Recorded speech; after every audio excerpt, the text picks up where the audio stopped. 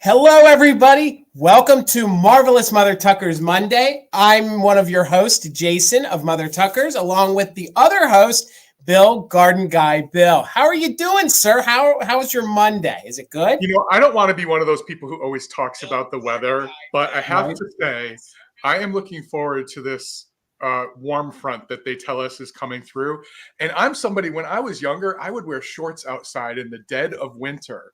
But I don't know. It's like the hands are freezing up, and I'm looking forward to some warmer temperatures. And I know lots of parts of the country are worse than we are right now. So this is true. The way it's like it goes right through you. At least that's the way my family used to say it. It goes right through you. So yeah, I was that person. My mom probably still has photos of me shoveling during some of the blizzards in the 90s, and I was out there in shorts and and my boots. Yeah, cool guy. But the older we get, I think we get smarter. I think we all get a little bit smarter. So welcome, everybody. I cannot believe that we're already down to almost the end of January. We got this week and one more. So hopefully everybody's doing well. We hope you had a great weekend. We hope you're here to hang out with us tonight and maybe score some good vintage, maybe, make some new friends or chat even more. We'd like some lurkers to maybe come out and chat in the chat with us. We'd love to see and hear from you. And again, welcome to Marvelous Mother Tuckers Monday. Before we dive into it, if you guys are not subscribed to Bill, please do. We made it very easy. We put the links to his YouTube channel and his Instagram right down below. If you're watching this in a replay, please go right down there, click on those links, follow him. He's been putting out a lot of great content. Also follow him on Instagram. Think about giving me, hello, Talus. How are you, buddy? Think about giving me a follow here on YouTube and Instagram as well. So, and as always, the one, the only, Karen G is our official mod and bid ender tonight. Thank you so much, Karen G. We also have Holly in the chat. She's a backup mod and backup bid ender. And we're very happy to let everybody know that Kim, Desert Gal, she has joined the mod team with us here over on Mother Tuckers. So she will also be a backup mod and bid ender assisting us in the chat here tonight. So let's say hello to some of our friends. We're going to move this. Me and Bill are striving to move this as quickly as possible. So we'll say hello to as many people as we can. We'll turn it over to Bill. He'll tell us how the sale is going to work. Then we're going to dive into it, guys. We have some interesting things here tonight, some good things and some very antique things. So we're excited. How are you, Terry? It's so good to see you here tonight. Hopefully you're doing well. Our friend from up in New England, the one, the only Brian. It's always good to see you, sir, here in the chat. There is a mod and bid ender. Holly, how are you? She is in the chat here tonight. She'll be a backup bid ender in case Karen needs her. So Holly, hopefully you're well and good to see you. There is our friend Helen in the chat, the New England Thrifter. It's so good to see you, gang. Please give her a follow. She has a really fun YouTube channel. I saw she just posted a haul video. So once you're done hanging out with us tonight, head on over, give her a follow, and maybe check out her latest video. So it's always good to see you, Helen. Hopefully you're well. There's our official Kim, Desert Gal. Good to see you. She is now an official mod and bid ender. Thank you so much for hanging out with us. There she is. We got two Karens back to back. Karen Lord, good to see you. Happy Monday evening. And hello, Karen Kennedy. So good to see you. Hopefully you're well, along with the fur baby. So meow, meow. I'm a snapping, Bill. You know what that means. It's our man, Gavin. Gavin of Grady Group of Vintage Recordings. If you're not following him, please do. He's creeping on 1,000. He has a YouTube channel. He plays music on vinyl, on a turntable, and he also spotlights things that he purchases from other resellers. So, and if you're not familiar, he's the Mr. Gillette to the Mrs. Gillette, who's Karen Gillette. And if you followed me on that, head on over and give him a follow. Cancel your Pandora, cancel your Pandora and cancel your XM and your Sirius. Head on over there and follow Gavin. You will not be sorry. So it's fun. And I play him just throughout the house when I'm doing work. So please give our friend Gavin a follow. There she is. How are you, Karen? So good to see you. She is the little avatar you guys will be racing towards. She will close out all of our bids tonight. Again, Karen, could never thank you enough for all your support and everything you do for all of us. How are you, Colleen? So good to see you. We have Katie, also known as Berkeley Girl, here in the chat. So good to see you tonight. Hello, Collector at Heart. So good to see you. See who else is in here tonight with us. We got Dusty Moose. So good to see you, Dusty Moose. Hello, hello, hello. Keep on scrolling down here. Hello, everybody. Hopefully you had a great weekend. There she is, another Karen. Karen Radford, how are you? It's always good to see you. Hopefully you are doing well. There's my mother, Linda, in the chat. Hi, Linda. Hello, mother. How are you? It's weird to call my mother by her first name. So, hi, Mom. How are you? Hopefully you're well. Oh, there she is, Aunt Kiki. How are you, Aunt Kiki? Hopefully you're doing well. It's good to see you here tonight. See who else is down here in the chat with us. We got Mary here with us. How are you, Mary? Hopefully you're doing well. There she is. There's our friend Sandy. If you're not following Sandy, please give her a follow. The name below is the same as the YouTube channel.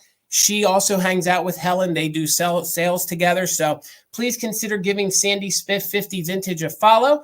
I'm sure she'd greatly appreciate it. So hello, Sandy. It's good to see you. Hello, Chris. How are you, my broom closet? Hopefully you are well. Checking in all the way from Colorado. Who else is here tonight? Hello, Glowy Girl. It's always great to see you. We got Wanda here tonight. Meow, meow. How are you? We got Dina in the chat. Hello, Dina. It's great to see you. We got Dawn. We got Martina here with us. Hopefully you ladies are all doing well. Hello and welcome. Who else is in here tonight? Oh, I see Deborah all the way from New Jersey, right down about, what, an hour from you, Bill? The one, the only Steel Whisper?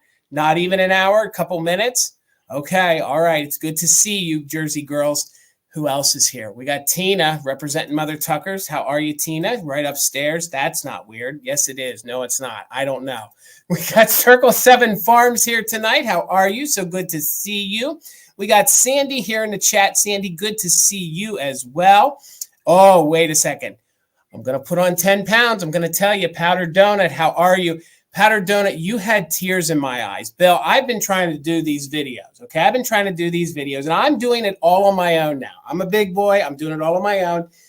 And I've been having a problem on the last 2 videos at the end where the music starts before I finish. And Powdered Donut hit the nail on the head. Literally, it sounds like the Emmy Awards when somebody's giving a speech and their time's up. The music starts to play as I'm closing it out. So if Bill could play the music, he'd be playing it right now, so I get moving. But Powdered Donut, that was spot on, hysterical, and thank you so much. I needed that laugh. So we got John here with us. Good to see you, sir. How are you? Hopefully you're well. I'm going to keep it moving and pick it up here. Sometimes I lag myself, so I apologize to everybody. We're going to keep moving. I see a couple repeats. Hello, Shannon. Good to see you here tonight. We got Weirna. How are you, Weirna? We are spanning that globe totally. Who else is down here? Oh, I see Anna. So good to see you, Anna. Hopefully you're doing well. Happy Monday, everybody. Keep on scrolling. Oh, there's Melissa. Good to see you, Melissa. Hopefully you're well. Hello, everybody. There's Cheryl. How are you, Miss Cheryl? Oh, gosh. I hope you're doing well, and I hope you're feeling good. They say that this one is not so bad, but it stays forever. So hopefully you're doing well. Hello, Melissa. How are you? Good to see you here tonight. Keep on scrolling down here, and I think we're down at the bottom. So, again, Powdered Donut, that was hilarious. I love it. So, with all of you here, I'm going to turn it over to Bill. He's going to explain to us how it's going to work here tonight, and then we're going to dive right into it. So, Bill, I'm done. The floor is all yours, sir. Sure thing. Well, if you're new to us, you may know this already, but everything we do happens in the chat. So we want to make sure you are in the best version of the chat possible, which means on your device, it should say live chat or all messages or live chat all messages. If you see that it says top chat at the top of your screen, you want to toggle out of that into all messages. That way you won't get anything filtered. You'll see everything.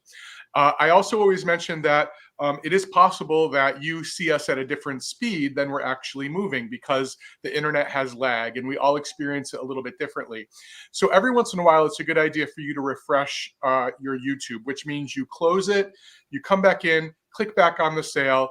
Or another solution is you can actually go into the settings on your device, which is that little gear icon, and you can, under the option of playback speed, you can set it to 2 times and leave it at that setting. It means every once in a while during the sale, you may hear us talking really quickly, but that's just your internet catching up to where we're at. Particularly if you're a chatter or a bidder, that can be really helpful to make sure that you're at the same place that everyone else is at. The chat again is there for us to engage. We would love to hear from you. If you know something about the items that we're showing, please let us know. Jason and I don't know everything. We would love to learn, and certainly that's a reason that people tell us they come back to Mother Tucker's Monday. They learn so much from each other in the chat, and we really like to encourage that. And if you have a question at any point during the sale, put it in the chat. If Jason and I miss it, one of our great mods will bring it to our attention, or they'll just go ahead and answer it. So with that said, we are doing an offer up style sale tonight. We are bringing 15 rounds of items, and that means we are going to show you an item, say what the start price is. Jason's going to pin that start price right where our names are now. And if you're interested in that item, you can bid on it in $1 increments starting at that start price. After we've explained it for a while, we've told you any condition issues. We do like to remind you all that we are selling vintage items. We do our best to note any condition issues. But if you do have questions, before you bid is the time to ask, and we're happy to answer them. Once we see a few bids come in, we're going to start a countdown. At the end of that countdown, we will say the words bid end. And at that point, our official bid ender, Karen Gillette, will type the words bid end into the chat, and we will take the highest bid that came in before that bid end. That is the person who claims the item. We also like to remind you that a claim is a promise to pay, and we do appreciate payment within 24 to 48 hours. And I'll review how that happens in a few seconds, because I do want to talk about another option that we offer for very serious buyers about who really want to get a particular object during the countdown. It's called the just in case bid. The just in case bid allows you to tell us what the most amount you're willing to pay for an item will be if you really want to claim it. So what you would do during the countdown only is type in the letters JIC with that maximum amount you're willing to bid.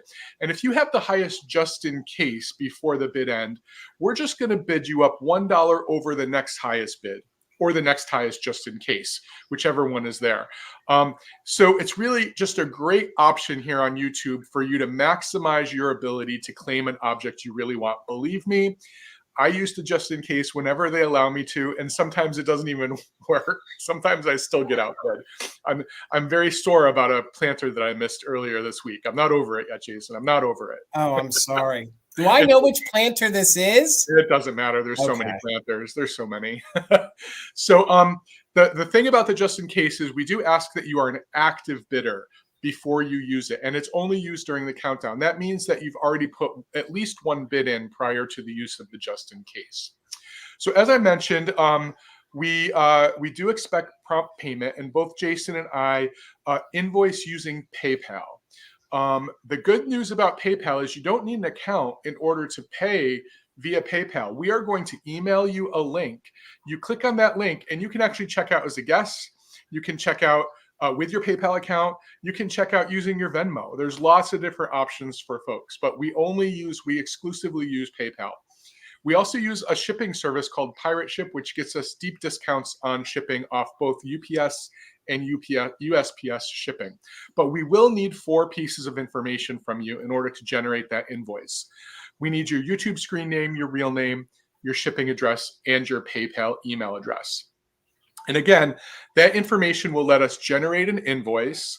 I am Bill, Garden Guy Bill. I ship from the cold, windy mountains of northern New Jersey right now. And I plan on invoicing on Friday, if not sooner, but at least give me till Friday. I ship to the US and Canada only. All right, Bill covered everything for me, except I ship from Pennsylvania. I do all of my invoicing on Saturdays. So you will not receive an invoice from me until Saturday. So if you show up we got 2 more sales this week, at least I do. I have my Wednesday sale with Amy, Fantastic Finds. So we also have a Friday sale, which we'll talk about that a little more in depth at the end of the sale tonight. So, but if you purchase from me in any of my sales, and if I can do it safely, I will combine everything to save you on shipping. If you ever want an open box closed, all you have to do is email us like I do, like I often say. And we will. We'll close it down, we'll package it up, we'll invoice you, and I can do that within 24 hours. And as soon as you pay, we can ship next day. So Also, I offer free pickup at my brick and mortar. I own an antique shop here in Adamstown, Pennsylvania called Mother Tucker's Antiques. So if you're in the central Pennsylvania region and you want to not pay shipping and pick it up, just make sure you let us know that in an email. We'll just invoice you for the item, and then we'll make arrangements through the email. So we'll email, and then we'll make arrangements to get it up to the shop. I think that's pretty much it. The only other thing I do want to always remind you guys this time of the year, let your vintage acclimate.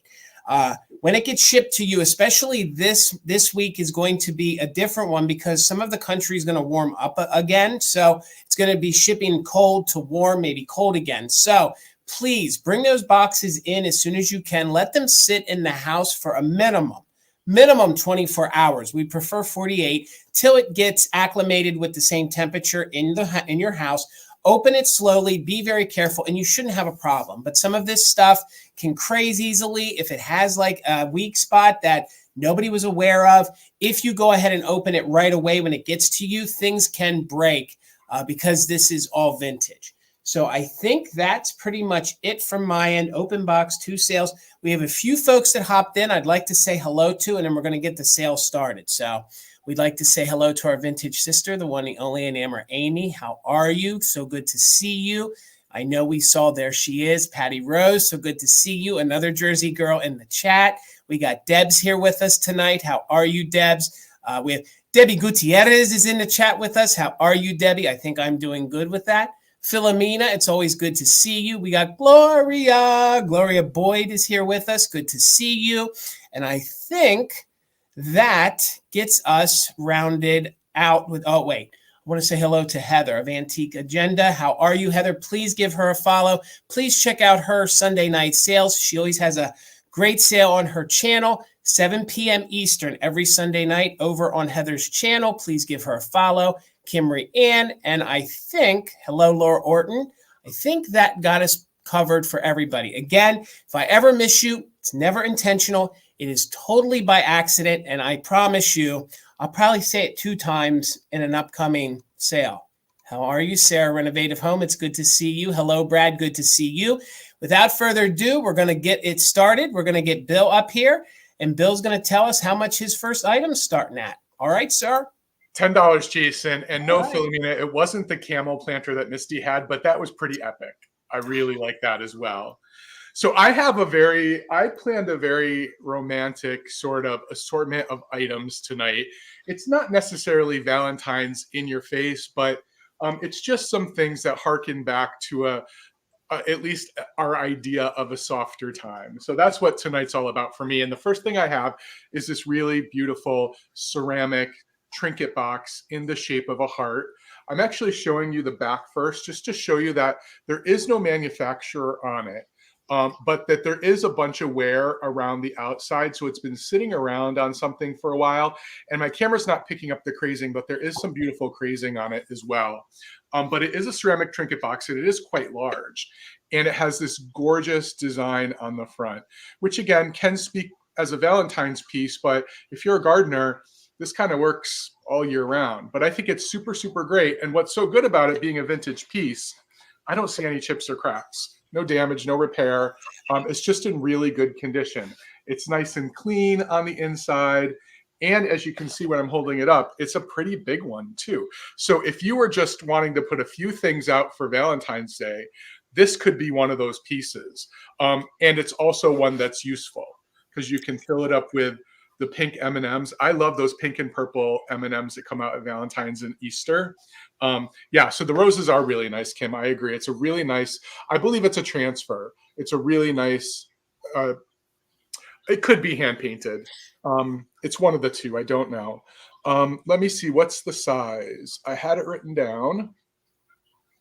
The size is 2.5 inches depth. So again, a nice size, and 6 inches at its widest. So super nice. It even had some scalloping down around the bottom of the dish. It's actually, that's why I showed the bottom. It actually, there's quite a bit of detail in it. And I've actually had it displayed with my Valentine's lady planters, and it fits right in. It's just a really, really pretty little box. Bold. It's a big, bold rose on the front too. That would be great to use as a gift. You know, put the gift in it and give it at Valentine's Day. It's gorgeous. Yeah, sure thing. I mean, put some things in it, get some of that shrink wrap like I've been using Yep. for the, and take your hair dryer and shrink it Yep. down. And then it's a really nice solid piece to gift. So I see we have a bid. So I'm going to go ahead and start a countdown. Thank you for your bid. And right now we're looking for 11 or more. 15, 14, 13, 12, 11, 10, 9, 8, 7, 6, 5, 4, 3, 2, 1. Bid end. Jason, you know what I just thought of? Oh gosh, what? Mama Pam's cookies. Oh, put those in that. Oh my gosh. Oh my gosh. Great. That's a good box. That might play second fiddle until you're done with the cookies. Then it'll definitely take the star of the show. Thank you for the bid. And Karen D, congratulations. This is coming to you. All right, we'll get myself up. It would not be a holiday if Jason didn't have some Hallmark plastic kitschy style pins. So they're going to start at $8 choice. The first one is not a Hallmark. This is actually, it is Easter Unlimited. So if this guy wants to focus, let's see if we can get him to focus in here. He is the first choice at $8. Oink, If You Love Me. I love it. And I love the fact that they have little hearts on his little hoofs there. Very good condition. Easter Unlimited is the company, and this is made of plastic. Measures about 2 inches tall. So that is your first choice at $8. And these make great little figurines too. So you don't have to wear them. So the next two are made by Hallmark. Very 1980s, very 1990s. I have this cute little cherub here carrying the cute pink little heart. And this one is about 1.5 inches across. And again, these are plastic. So if you guys don't like heavy brooches, weighting down your sweaters or your shirts or your jackets, these light ones are very, very lightweight. And you can actually put a couple of them on for the same kind of weight of a large one. So this will be your second choice at just $8. It's about 1.5 inches. And again, these are fun. If you guys, put like ephemera in a flower frog, with the way the pins are, they can kind of hang on the corner of a postcard. They can hang on the corner of, a Valentine, anything. Plus they make great gifts. And then your third choice at $1, and this one is about 1.5 inches. I love this cute little mouse. It says, "Hi, cutie, how are you?" And these are all in very good condition. They're not scuffed up. They're not missing a ton of paint. And each one is embossed on the back by the maker. So just $8 if anybody is interested. This one is a Hallmark one. I do believe that all these little plastic pins here, I believe that they're at least 1980s. At least 1980s, could be 70s, probably in that time frame. So I think we do have a lag. I see you, Karen. You're the first one in at 8. So we'll show them to you again. And then we'll get ready to count them down. If my camera wants to work tonight for me, come on, focus in on that cute little, there it is. Cute little mouse right there. That was your third choice. So we'll do them in order. So you'll claim 1, 2, or 3. Here's the little cherub. Again, you can see no major paint wear. That and the mouse are Hallmark. And then we have Easter Unlimited. And this one I love. If you guys love pigs, I normally don't find a lot of Valentine's Day pig things. So oink if you love me. So, all right, we're looking for 9 or more. Let's go ahead and start a countdown. We are doing just in case for active bidders.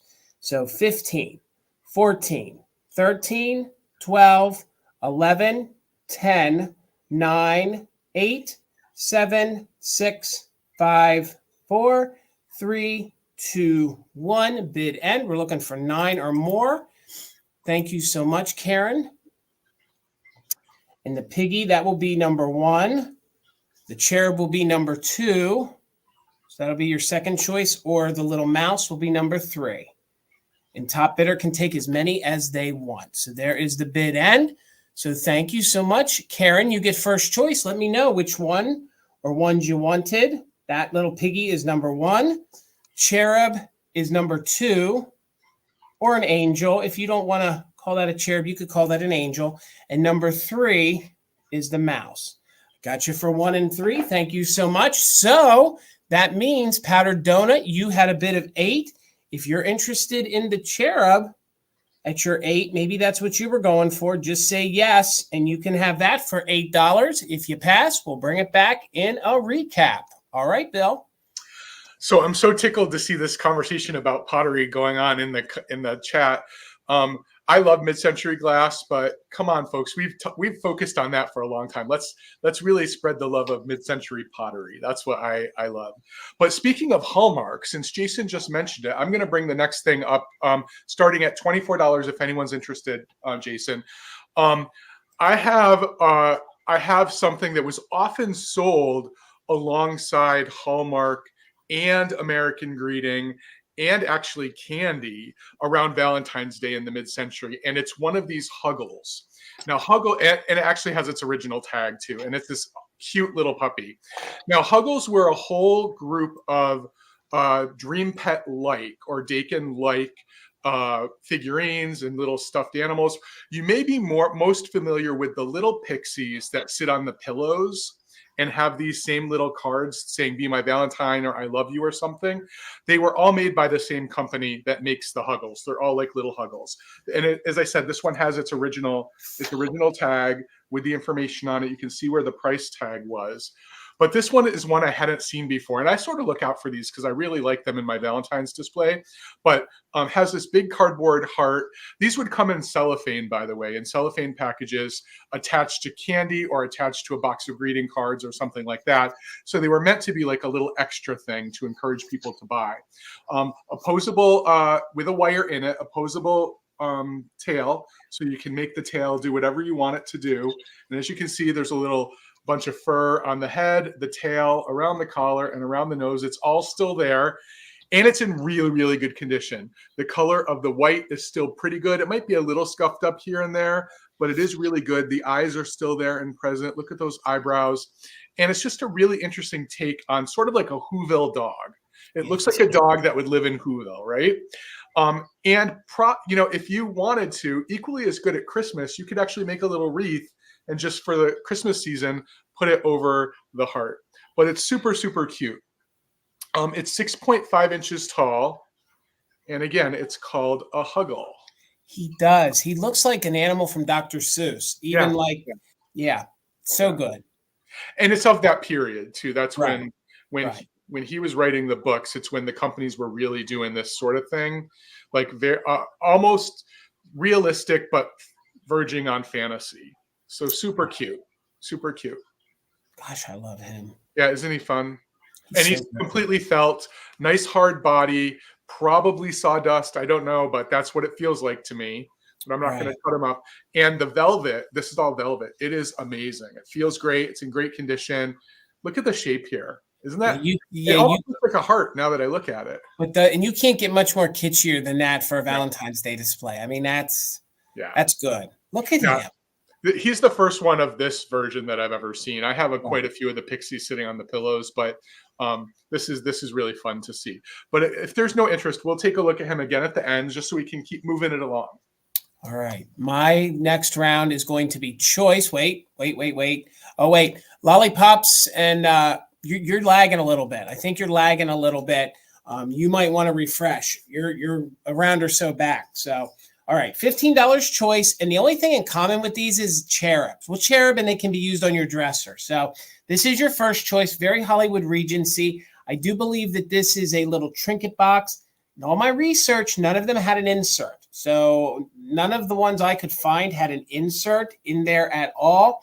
So I don't believe that any are missing. But this is a little trinket box. It is that like almost bent, almost like that forged metal. So they almost bend the metal. So it's in very good condition. It's a little cherub. He has this little, like, I want to say it's glass, but it could be acrylic. I didn't check it with a black light. So, well, it kind of has a glow to it, but I don't want to say it's glass without knowing. They made a couple versions of this with different colors in there. I've seen it in red, and I saw one in white online. But this one is a cobalt blue, which I think would be great for this time of the year. And this is just a little trinket box, little cherub. You take the top off. It is signed on the inside, and it is, I'm trying to remember the name on it. The name on it, it is stamped, my goodness. I think it's stamped Wernon. It's Wernon. So it's Wernon. And again, this would be a great little trinket box to put your jewelry in, put it next to your nightstand, or just pop this into your Valentine's Day display. A very, very cute little cherub dish. And this one measures about 5.5 inches tall. So 1950s at its best. Then the other piece is Italian pottery. This is a little scene that they actually made a lot of these. They made, well, should I say not a lot of these? They made a series with these cherubs and some of these bathing beauties, let's call them. Thank you, Karen. I see you in at 15. And this one is Italian pottery. I don't want to drop it. You can see it is signed Italy on the bottom, and it's signed by an artist that I can't make out the name. But they made a series like this where they made all sorts of, just want to note there's a little rough spot there on the inside inner lip, but you don't really see it. The bottom said Capodimonte, Jason. Is that what that says on there? I couldn't. Is that what that? Oh, yeah, it is. It is Capodimonte. You're right. I couldn't make out that front part. I thought that was like one letter. So it is C. All right. Thank you. So this is the Capodimonte. So Glam Hannah, I see you. I see you, Karen, in at 20. It's just a cute little urn that I thought would be great to put on your little dresser. But we have a whole bunch of little cherubs, and we have a whole bunch of bathing women. Again, it's in very good condition, just that rough spot on the inside. And I actually had found a smoking set with this same exact motif, same exact design on it. So I believe in my research that they made a ton of other pieces, but this is like the little powder or little jardiniere in very good condition. And thank you, Bill, for seeing it. I thought that was a artist under there, and I couldn't make out the signature. So we're in at 20. You'll have choice. This will be number 1. And again, let me show you. There is great detail on this cherub here, and that is cobalt, which I think looks good with your reds and pinks, or the Capodimonte made in Italy, little jar. So you'll just claim 1 or 2. Top bidder can pick which one or ones they want. So we'll start a countdown. We are doing just in case for active bidders from 15, 14, 13, 12, 11, 10, 9, 8, 7, 6, 5, 4, 3, 2, 1. Bid end. We got Circle 7 Farm in at 25. Then the highest is Karen Lord. I see another just in case, and then I see the 28. So we're back up here. I see Renovative Home. And again, it will be on choice. So there is the bid end. So Renovative Home, you have the top bid of 32. And the just in case of 37 means that Circle 7 Farms, you get first choice at 33. So you have to let me know, did you want number 1? You can take the metal cherub or the ceramic cherub, which is the Capodimonte. It would help if I actually read everything that I'm selling before I bring it. Sometimes I can only read them in the camera. You're right. You're right. So just let me know. Okay, got you for the first one. So then, Sarah, were you interested in the Italian one? If you're interested in the Italian one, this one could be yours for 32. If you pass, then it looks like we have Karen Lord in next. So I can do this in the chat. I just want to hear from Sarah really quick. All right, it's yours. Cheers. Thank you, Sarah. All right, congratulations. All right, Bill. $14 for choice, Jason. And I have some special sets of salt and pepper shakers today, especially if you loved your furry friends. And if you watched my unbagging video, you saw me find the first set, which are these awesome Shawnee puppy with the toothache shakers, and they are huge. So these are made by Shawnee, and it's actually a named piece because there are a series of pieces with this really awesome dog with the blue bow because he has a toothache. His name is Muggsy. Muggsy. There's 2 G's in his name. I don't know why, but this is Muggsy, the salt and the pepper, in great condition with original corks in the bottom. I don't see any chips, cracks, repairs. I don't even see much crazing. And these are super old. These can go back to the 1940s. Yeah, these are the big ones you set on your stove. I did clean them up. Actually, that explains why I had to clean them up, because they were a little greasy. But they're super cute. Look at Muggsy. He is just so adorable. Yeah. And there's a cookie jar that matches him. And if you, I mean, to go without saying, this is a great deal. If someone's a reseller here, you know, these are great. And if you have the cookie jar, the set with the cookie jar, I've seen go for hundreds of dollars. But the salt and pepper shaker is all I have today. So these are the first choice. And Muggsy is 5.5 inches tall. So again, a nice sizable salt and pepper shaker. However, if puppies aren't your thing, I have a super adorable set of kitten salt and pepper shakers, and these are made by Tilso. They're good. These are really good Tilso salt and pepper shakers. They do have their noisemakers in the bottom. They don't work anymore. They do both have remnants of their Tilso sticker, and the only condition issue I have to point out is about this 1-inch line that runs under the sticker. It's not something that is a problem. It's just there. It's a long line that goes under the sticker.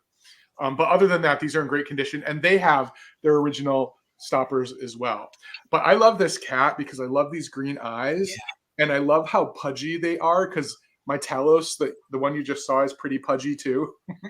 So it kind of reminds me, but they're in super good condition. And I tried to see if I could get those noise makers to work. It's like the holy grail, but they're there. They just don't work.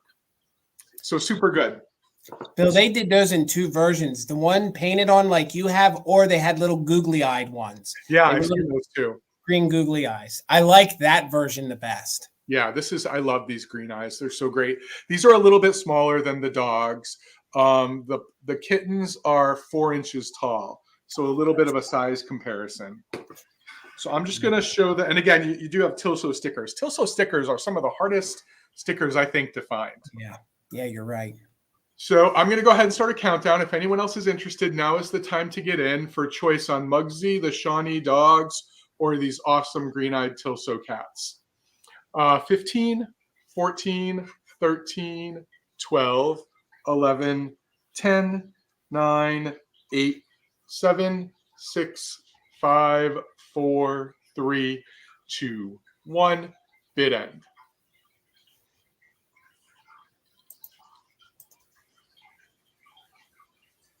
Powdered Donut, no, we're good. I'm almost certain we have your info, so we should be good.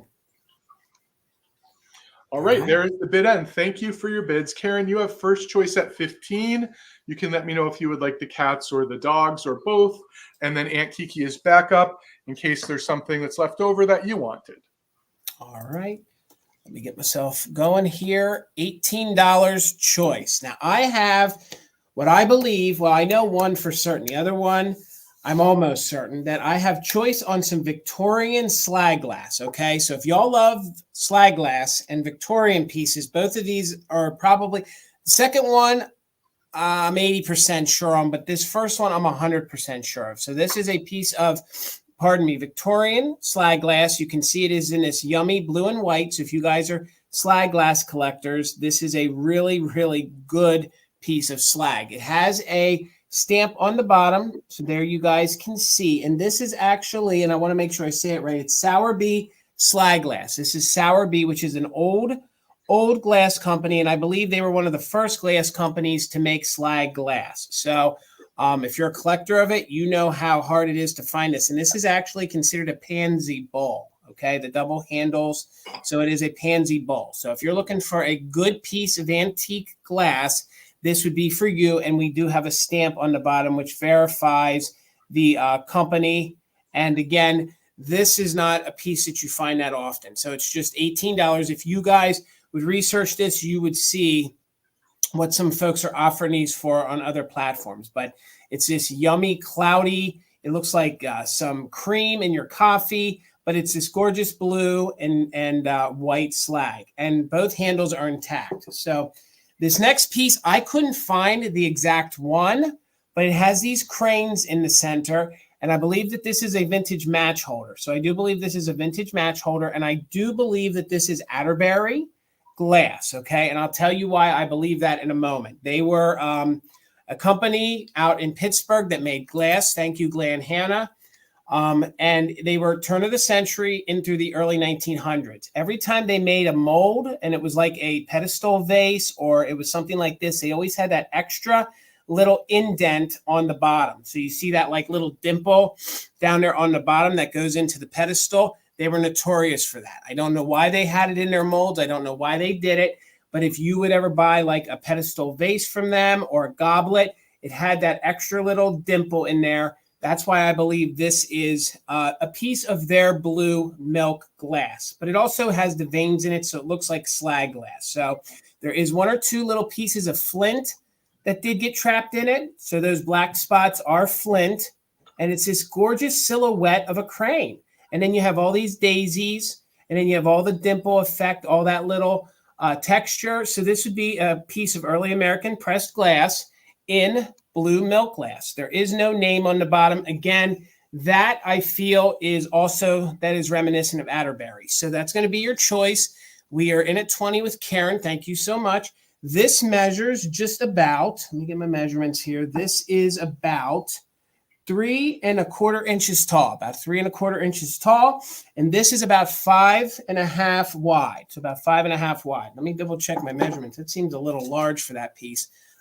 But yeah, it's 3 1/2. It's 3 1/2, not 5 1/2. So these are going to be your 2 choices. If you love Victorian style glass, they're unique. This also could be a toothpick holder by today's standards, but back then it would have held your matches. So let's go ahead and do a countdown on choice of the Victorian glass. You either have the, where are my notes at? Souterberry. It's either the Souterberry there, or we have the Outerberry. A lot of berries tonight. So I see you circle 7 in at 25. Let's go ahead and do a countdown, and then you'll just claim them. We'll make it easy. This will be 1. This will be number 2. So we'll count down from 15, 14, 13, 12, 11, 10, 9, 8, 7, 6, 5, 4, 3, 2, 1. Bid end. There you can see the maker's mark on the bottom. 2 good choices on some different, and this is a little pansy. It's a little pansy ball. So I assume that you would have got little tiny pansies from the garden and put them in there. And it just would look so cute. So there's our bid end. So we'll call it out. We got Karen in at 26. We have Circle 7 at 37. We got Patty Rose in at 51. So for 38, Patty, you get first choice. Let me know if you want number 1 or number 2. I know you like some slag glass, so maybe you're just going for that, or you like this one too. I know you like toothpicks as well. So let me know if you want number 1 or number 2. And then Circle 7 Farms will have backup. And then I think it'll be Karen. So Patty, we'll just wait to hear from you. Let me know. Both are yours. Thank you so much, Miss Patty. Congratulations, and thank you all for the bids. All righty, Bill. Well, Jason and I were on the same wavelength this week, and we didn't even talk about it. I brought some antique glass, too. Jason, this is going to start at $12 if anyone's interested in a beautiful, old Victorian milk glass dresser jar. And the reason I'm starting it at $12, I mean, these are old. There is a line. It's either a straw mark. I'm not exactly sure what kind of line it is, but it is here, smooth to the touch, so it may be in the glass, but I did want to disclose that it's there. My best knowledge, this is a early Westmorland piece, but that's my 95% confidence interval. But what I really want to point out, and what a lot of you know already, because this is antique milk glass, look at how much gold paint remains on this piece. It is just so, so pretty. Let me see if I still have something to sell. You just pulled a Mother Tucker's, Bill. That's what that's called, right? A Mother Tucker's.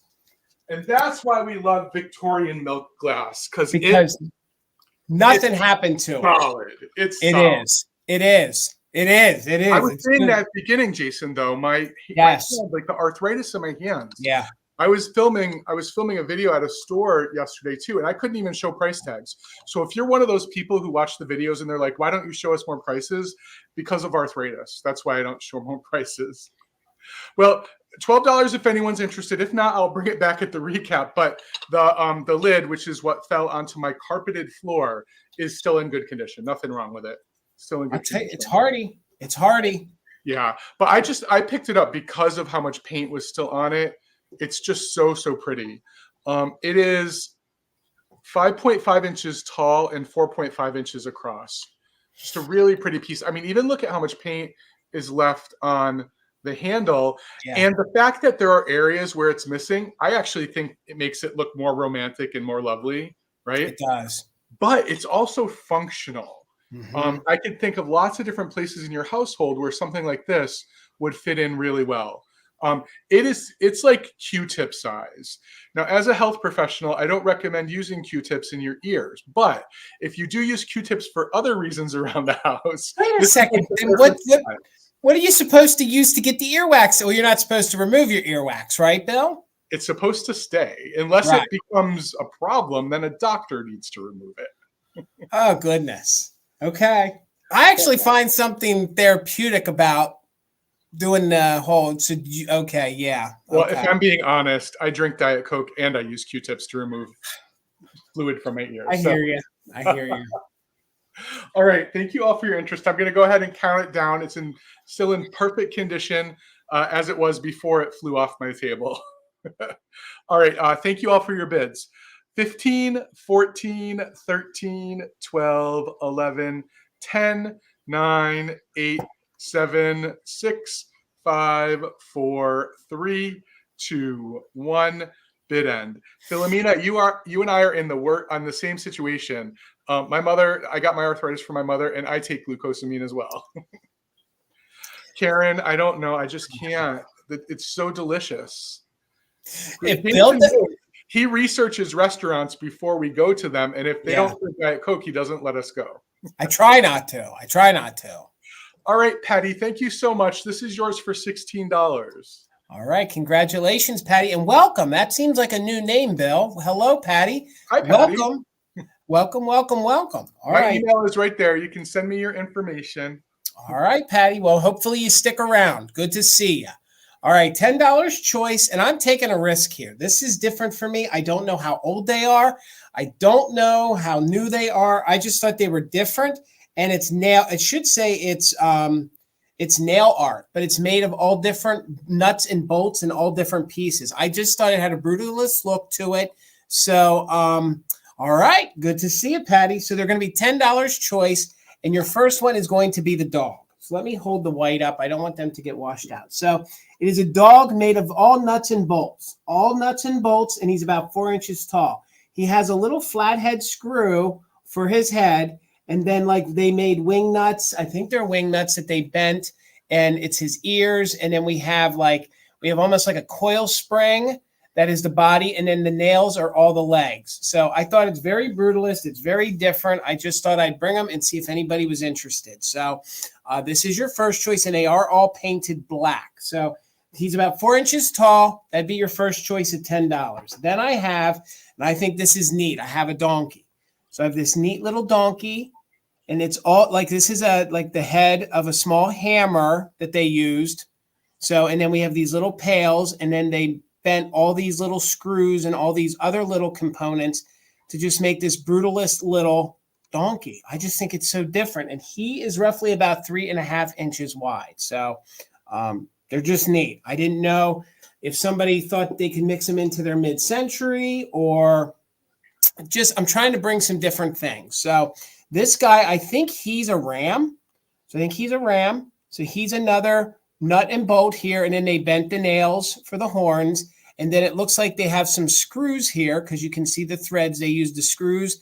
And then they have almost like horseshoe. Yeah, down there on the bottom. And then these are all like nuts that are all soldered together. So he would be your third choice, just at $10.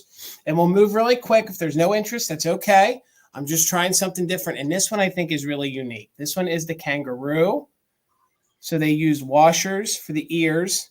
I'm not sure what kind of tool they used for the face. Then the bent nails for the arms. And it's just really unique. And then you got a little baby Joey here in the bottom. Little baby Joey in the bottom. So I'm not seeing any interest. That's okay. They're $10 choice. They are nail art, or should I say they're made out of all different pieces of tools. Some tools, some metal pieces. So they're $10 choice. That was the kangaroo. And then I had what I think is the ram. So here's the ram. That would be a choice.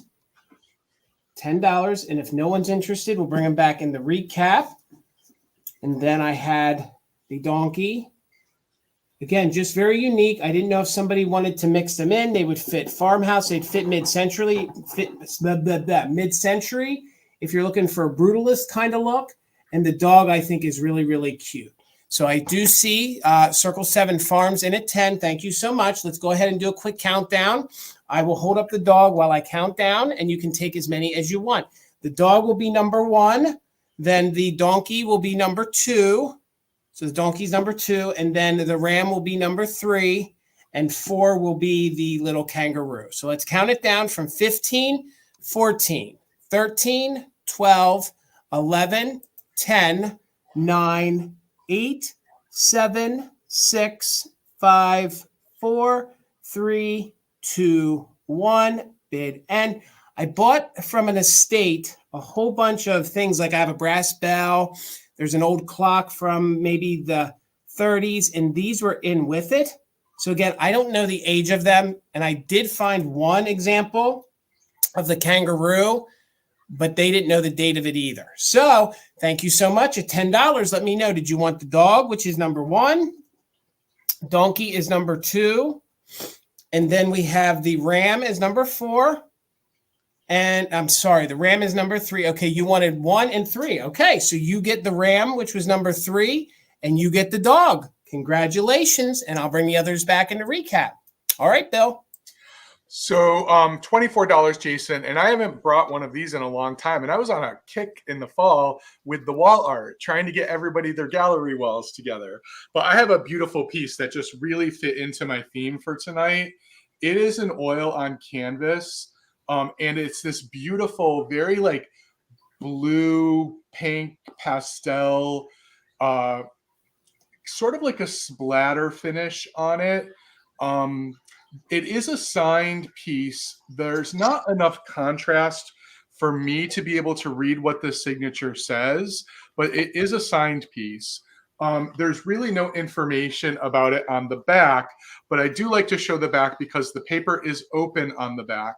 And if someone is interested in it, I can ship it with or without the frame. The frame is really what gives us an indication of the age, though. This is a frame that likely is circa 1960s, early 1970s. It is an oil painting, Philomena. Yeah.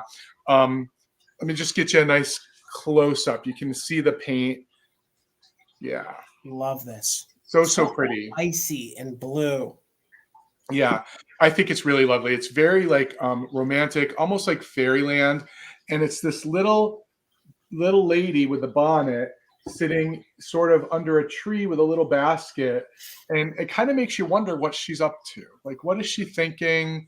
What's her, like, why is she there? Why is she alone? It's just really great. And like all of these blue tones in it. I just think it's so pretty. I love the detail on the trees as well. Super, super nice. I guess the only condition issue I would point out is you can see there is a little blemish on the frame here. Whether or not you want to keep the frame is up to you. In my opinion, a different, like a white frame would really look nice with this. But again, in our gallery wall, all of our frames look like this. So we try to keep all the frames look the same. But again, it can come with or without the frame. She just buried the body. Yes, Patty, I agree. That's what she did. And she's just contemplating it before she washes her hands clean and she walks back home. It's always those beautiful icy days where everything just goes south and things happen and you put them in a rug and drive them to New Jersey and hang out underneath a tree. Jason, why is it always New Jersey you want to bring the bodies to? Bill, I didn't write these stories, Bill. We're already the most populated by density state in New Jersey. We don't need more people, dead or alive. It's Hollywood, Bill. It's Hollywood, Bill. That's what it is. It's Hollywood. I don't know. Well, anyway, let me just give you a size and then I'll count it down because it's a nice size. It's not super large, but it's also not tiny either. It's 13.5 across. And it's 11.5 up and down. It is always New Jersey. So yeah, I'll repeat it one more time, Melissa. 13.5 across, and this is with the frame, and 11.5 up and down. And I didn't measure the art itself, but if you're interested, the art is 8 inches high and 10. It's an 8 by 10 piece. in a larger frame. So good. Yeah. So I'm going to go ahead and count it down. If anyone else is interested, now is the time. And I'll just give you a beautiful look at this art while I'm counting it down. 15, 14, 13, 12, 11, 10, 9, 8, 7, 6, 5, 4, 3, 2, 1, bid end. And she's got like a bonnet on, right, Bill? Like a big. Yeah, like, she's proper. And she is. Yeah, agree. Okay, there is the bid end. Thank you, Karen, so much. So Melissa, I see your just in case of 37. Patty had a just in case of 39. So Patty, this lovely piece is yours for $38. Thank you so much. And Jason, this isn't New Jersey. This is some other place in the world. Okay, I'm with you. That's I'm really with you. Wink, wink, nudge, nudge. All right, I'm with you. Thank you so much, Karen G, for being our official mod and bid ender. Thank you so much, Holly. Thank you so much, Kim, for being our backups. $20 choice, okay? And I have choice on some really, I think these are really epic because they're very dimensional, okay? So they have a lot of 3D dimension to them. So they're $20 choice. They are milk glass decanters, okay? The only condition issue, and if you want to call it condition, is that I do believe at one time there may have been cork wrapped around the stopper, maybe cork wrapped around it, but these still fit in here very snug, okay? So these that I'm offering tonight, I believe they are the Italian version. So they would be in Poli. Imperial had one that was similar, but there is no stamp for Imperial on the bottom. So I do believe, and I found a couple versions of this, so I feel very comfortable saying this. I think they're Rosini. So Jason, mine had a sticker on it. It is Italian. Okay, and I'm pretty sure it's Rosini. And look at the texture. So this is known as the grape and leaf pattern, okay? A lot of companies made it so you could mix this with that, or you could just use this in your winter decor. So look how textured and how three-dimensional these grapes are. And the decanter, you have two to choose from. They are identical, very identical. One of them, though, is almost got like I don't want to say a ring of fire, but there's almost like a transparency to one set of the grapes. But you have to have like a light on it to see it. So here's your second one. No chips, no cracks. They measure just about 13 inches tall. So 13 inches tall. I love that stopper. And again, if you guys love Empoli glass, if you love decanters, if you love mid-century, these are gorgeous. So let me hold it sideways. I know that's not giving you a great idea of how it looks when it's sitting, but I just want to show you, look at that detail that went into that. It's like you could almost pluck one of those milk glass grapes off of there and the leaves. Just a gorgeous piece, and there's your base. And again, these are Italian. They're not the Imperial version, although Imperial's mold was very, very close to this one. So there you have it. If you wanted to use them as just vases, you could leave the stopper off, or you could keep the stopper in and mix these in with your little genie bottles. And if you guys are balanced like me, you want two of them. So but those stoppers are awesome. They're so textured. They are. It's just, they're really cool. They are. And I just think they're very mid-century. I think they're very modern. I think they fit into a lot of decors. You could actually use these. You could clean them out. You could actually put some liquor in them if you want to. The Italian ones I saw online, some of them had just a small cork wrapped around it. I don't know if these did, because I'll tell you, they fit nice and snug in there. I mean, they do move a little bit, but they are very nice and snug. So again, it's going to be choice. I believe these are from the 1950s or 1960s. They are grape and leaf. I do love the milk glass this time of the year. You can leave them out all year round. I'm not seeing any interest. That's okay. We'll bring them back in the recap, but they're $20 choice if anybody's interested. And we're going to bring them back in the recap. We're not going to stop with the breaks. We're going to keep on moving. All right, Bill, how much? $15, Jason. You got to wait. Yep. All right. Hold on. It's that. Okay. We got you, Noel. Thank you so much, Noel. So we're looking for 21 or more. We got you, Kim. Thank you so much. And you can take one or two. So we're looking for 21 or more on the 1950s, 1960s in Poli, grape and leaf decanters. So we'll count them down. We are doing just in case. 15, 14, 13, 12, 11, 10, 9, 8, 7, 6, 5, 4, 3, 2, 1. Bid end. We're looking for 21 or more. Noelle's got the top bid. It's good to see you, Noelle. Hopefully you're well. And thank you all for hanging out with us tonight. Good to see everybody here with us. And there is the bid end, the bitter cold bid end with the ice. Thank you, Karen. Noelle, I'll watch the chat. Let me know, did you want 1 or 2? I think you're balanced like me. I think you might want 2, but let me know. Okay, they're both yours. All right, Noelle, thank you. $15, Jason. And sort of continuing with my sort of not necessarily Valentine's, but romantic sort of theme tonight, I have this beautiful little lady planter. She is super sweet. She's got all of the beautiful pastel colors. She's in great condition, save some crazing, no chips or cracks. And she's old. She's probably 1930s, 1940s, probably American bisque. Might be Shawnee, but most likely American bisque. I'm not entirely sure. She does not appear in any of the catalogs in this form. There's a very similar one, but with a different dress. But she's super cool. She's got great, clean interior for plants or anything else that you like to set things in. And she's 5.5 inches tall. And why I think she's perfect for this season is I actually have her male counterpart, which these come together for that price. And I love this guy's outfit. I think it's everything. He's got this kind of bolo bow tie up there, right? And he's in equally good condition, save some crazing as well. And they look super good together. So again, if you didn't want an all-out Valentine's display, but also great colors for other times of the year too, I think they're super fun and a chance to get a set of planters, which you don't often see them together, still together after all these years. Oh, that's like a sweet song, right? Still saying that. Isn't that a song? I don't know. What did you say again? Still together? It's probably Kenny Rogers. Yeah, that's what I was going to think. I think it's this country song. I think it's a country song. They kind of have like a little like Western theme to them, like a Gone with the Wind kind of feel about them too. Yeah, somebody said the Kentucky Colonel. Look, I agree. Yeah, I agree. They definitely are the Southern gentleman and the Southern belle, right? Yeah, I'm with you, Gavin. Yeah, they do. They look like they'd be in the movie Oklahoma. They do. And again, they're a good size. They're not overly large, but they're not tiny either. I think I already said that they are.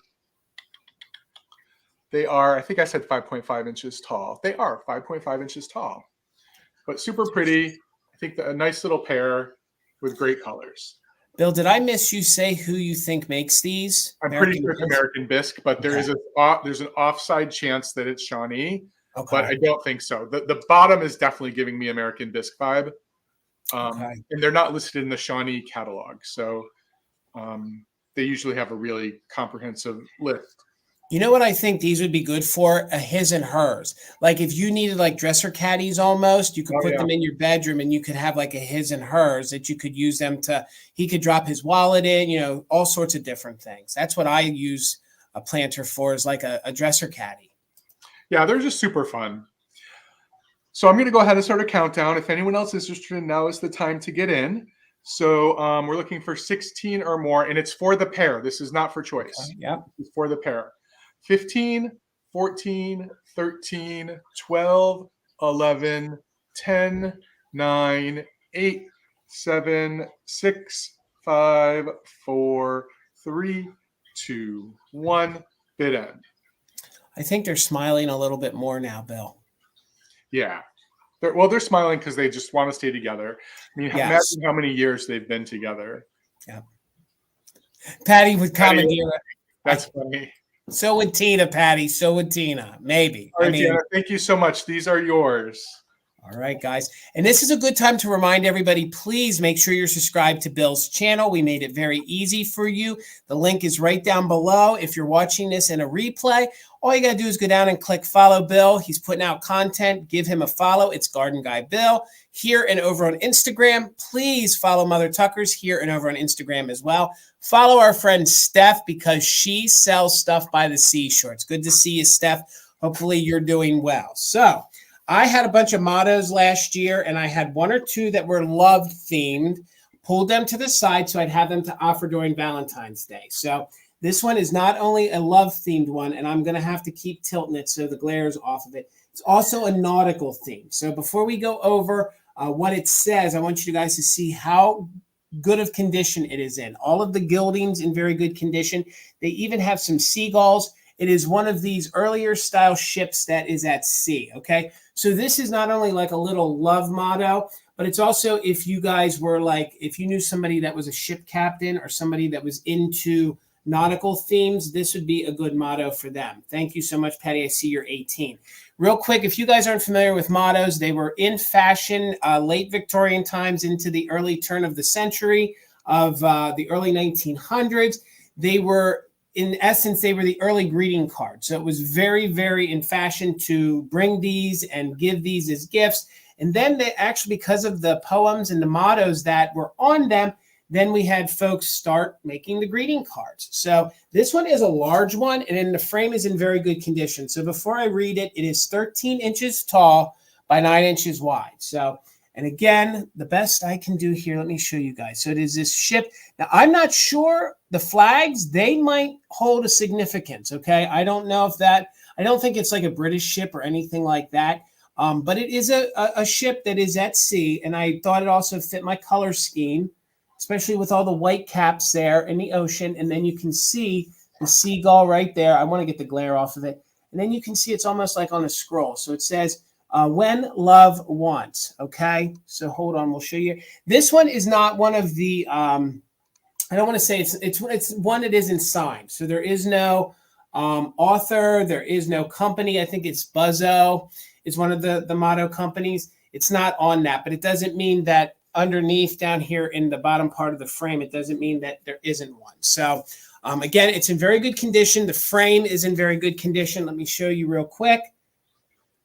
And I do believe it's the original frame because they always did a good job. You can see the cobalt blue matches it. So Glam Hannah, I see you're 19. So we're looking for 20 or more. So what it says, when love wants, the world's wide ways are a mighty maze. The lands are many and strange, but the best on earth and the finest is worth is near to any man's range. For the big heart knows where like a pirate, wherever he goes, God's greatest gift in store is an open gate where the dear ones wait, and love stands at the door. So that's what that says on there. Again, it can be interpreted many different ways. Thank you, Renovative Home. I see you in at 20. Glenn Hannah is in at 21. Again, measures 13 tall by 9 wide. So for mottos, this is a fairly large one, okay? And it would be great for a mermaid bathroom if you guys had a mermaid bathroom. So, all right, let's go ahead and count it down. We're looking for 22 or more, probably from the early 1920s. This is. So again, 21 or more, we are doing just in case if you're an active bidder. So 15, 14, 13, 12, 11, 10, 9, 8, 7, 6. Oh, that glare. 5, 4, 3, 2, 1. Bid end. We have a full moon there in the back. Sort of rough seas, sort of calm seas. Just getting home to your loved ones. Again, I thought this was great for your Valentines all year. Thank you all for the bids. I see you're just in case, Patty. Thank you so much. And I'm getting down. We almost don't have any more mottos. So there is the bid end. Sorry, Noel, your 42 came in after the bid end. Let me check everybody's bid. So it looks like we had Renovative Home in at 24 with Patty's just in case. Patty, it's coming to you for $25. Thank you so much. Bill, maybe we should go to a 20-second. Maybe we should. Good. All right, Jason, $16, and I have a 10 tonight. Again, sort of in the theme of the day, beautiful, romantic. And it's the second piece that I'm bringing tonight that reflects back to one of the videos I posted on YouTube recently, where I highlighted one of the antique stores that I went to. The owner has a collection of probably 40 or 50 of these from the entirety of this chocolate company's existence. So this is a Lewis Sherry chocolate tin. And this company started in 1881, and it's still making chocolates today. This particular tin is in their orchid pattern. And while I don't know the exact date of this one that I have, the orchid pattern, which is still created today, is now pink. This is in the lilac color, which means it's a bit older. And as tins go, it's in really good condition. You do see a scratch on the top right here. And then there is another one on the front that's picking up really nicely there. The inside is really clean. These came lined, that's why they're so clean. But there are some small dents here and there. And it's a nice big tin. And actually, these have a lot of historical significance. F. Scott Fitzgerald kind of kept his writing implements in here. And if you remember Rosemary's Baby, the movie, that crazy necklace that they had, this is what Mia Farrow kept it in, was a Louis Sherry. Really? I didn't know that. Really cool stuff. So they're super fun. They're beautiful. If you go back and watch that video I did at Sugar Plum Antiques, you can see this amazing collection of weathered ones, new looking ones, and everything in between of these chocolate boxes. They're so pretty. So this is 9.5 inches from side to side, and it's 3.25 inches deep. So a great little box for storage. Not a little box, a great tin for storage. Also a great riser because it is really beautiful from the front and from the sides. And then it has a gorgeous top if you wanted to look down on it, if you put it on a table and wanted to look down on it. So it's super pretty. I love these boxes when folks put them in their Easter displays. I think they look really good at Easter time. Yeah, these colors are really good for this time, springtime, right? Yep. I got it with the intention of storing my seeds in it, but I have too many seed packets for them to fit in here. I thought it was big enough, but it's not. It's not. But super nice. So I'm going to go ahead and start that countdown. Thank you for the bids, everybody. Right now we're looking for 18 or more. 20, 19, 18, 17, 16, 15, 14, 13, 12, 11, 10, 9, 8, 7, 6, 5, 4, 3, 2, 1. Bid end. And this stored 2 pounds of chocolate. Could you imagine? Are Patty and Noelle getting at it in the chat? No, they're not. Nope. They're good. They're having fun. Yes, that's what I'm saying. Getting at the fun. Yeah. Yes. How pretty is that? Love it. There is the bid end. Thank you so much, Karen. Yeah, 2 pounds of chocolate. Could you imagine? Oh, I could imagine. So, Patty, this is yours for $21. Thank you so much. All right, guys. Thank you so much. And hello, Mike, all the way from Pittsburgh. Good to see you, sir. Good to see you. We need to get back there and shop again, Jason. We do. We got to talk to Amy. That was fun. We got to try to do that again soon. So $10 choice, and I have some made in Japan pocket mirrors, okay? They are about 2 inches in diameter, so you're going to have choice, okay? Now, the only downfall is that these were like 5 and dimes. These were 5 and dime. I don't know when, but they did stamp Japan on her. So please note that there is Japan written on her. Now, these are paper. So the fact that they stood the test of time, they are paper, okay? So there are these almost Art Nouveau style girls on both of them, and they're in very good condition, except they did stamp Japan on this one. So the mirror does have a little discoloration, as you guys can see my background. And again, this is your first choice at $10, okay? I would just let that. That's been there for a long time. So they're about 2 inches in diameter. So this is your first choice, okay, at $10. So the band on it is like a tin.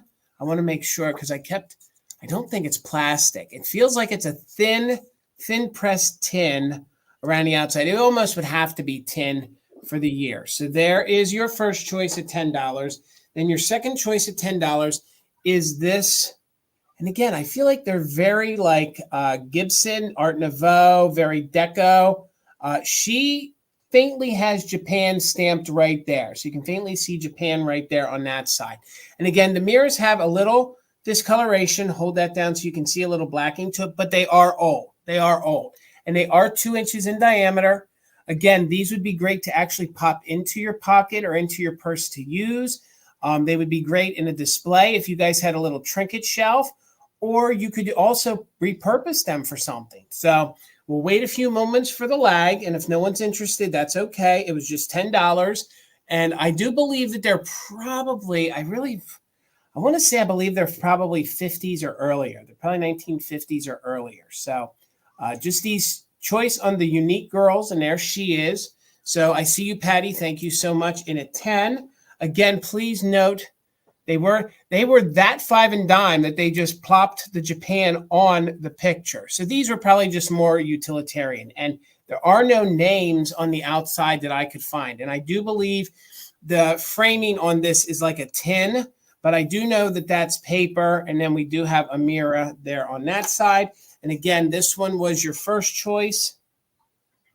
Again, I just think they're really different and unique. So we're in at 10 with Patty. Thank you so much. It will be on choice. So let's go ahead and do a countdown. We are doing just in case for active bidders, and you can take 1 or 2. The red one will be 1, green one will be 2. So counting down from 20, 19, 18, 17, 16, 15, 14, 13, 12, 11, 10, 9, 8, 7, 6, 5, 4, 3, 2, 1. Bid end. She was so unique, I couldn't let her behind. Even if they did stamp it on her neck there, she's probably my favorite one out of the 2. So Patty's still in a 10. I see the bid end coming in. Thank you so much, Karen. So Patty, let me know which one or ones did you want. The red one is number 1. Green one is number 2. Okay, they're both yours, Patty. Congratulations. Thank you so much. All right, Bill. $10 for choice, Jason. And this is a big choice round. I have 5 choices. And some of you have maybe heard me say that part of my reason why I do this is my grandmother and her sisters were owners of an antique store. These 5 things are actually from my grandmother's collection that I got after she passed. And I've just been holding on to them for a while, but it's the perfect season to bring them. I have 5 Fenton glass shoes or slippers to choose from, and they're all amazing in their own right. The first 4 are all the ones with the cat design. So they are $10 for choice at the front.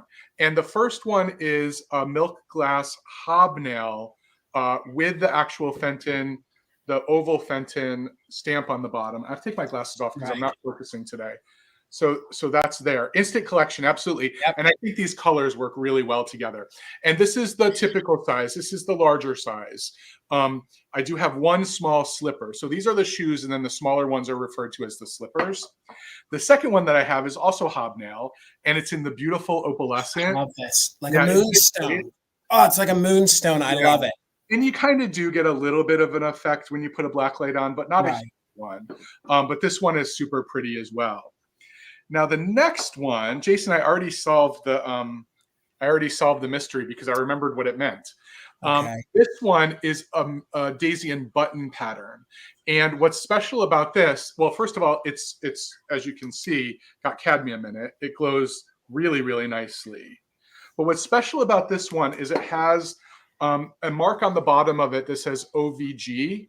And I just remembered that stands for Old Virginia Glass. Which that's right. That's a terminology that Fenton was using in the 1960s. And again, since these were my grandmothers, I know that they've been around for a while. So this is great because it's amberina and it glows. This one was a surprise to me. I just thought it was ruby glass, and it's super pretty. It's got a little bit of a different, it's older. It's got a little bit of a different look to it, but it actually has uranium in it. That's right. It's a ruby color that they put uranium in.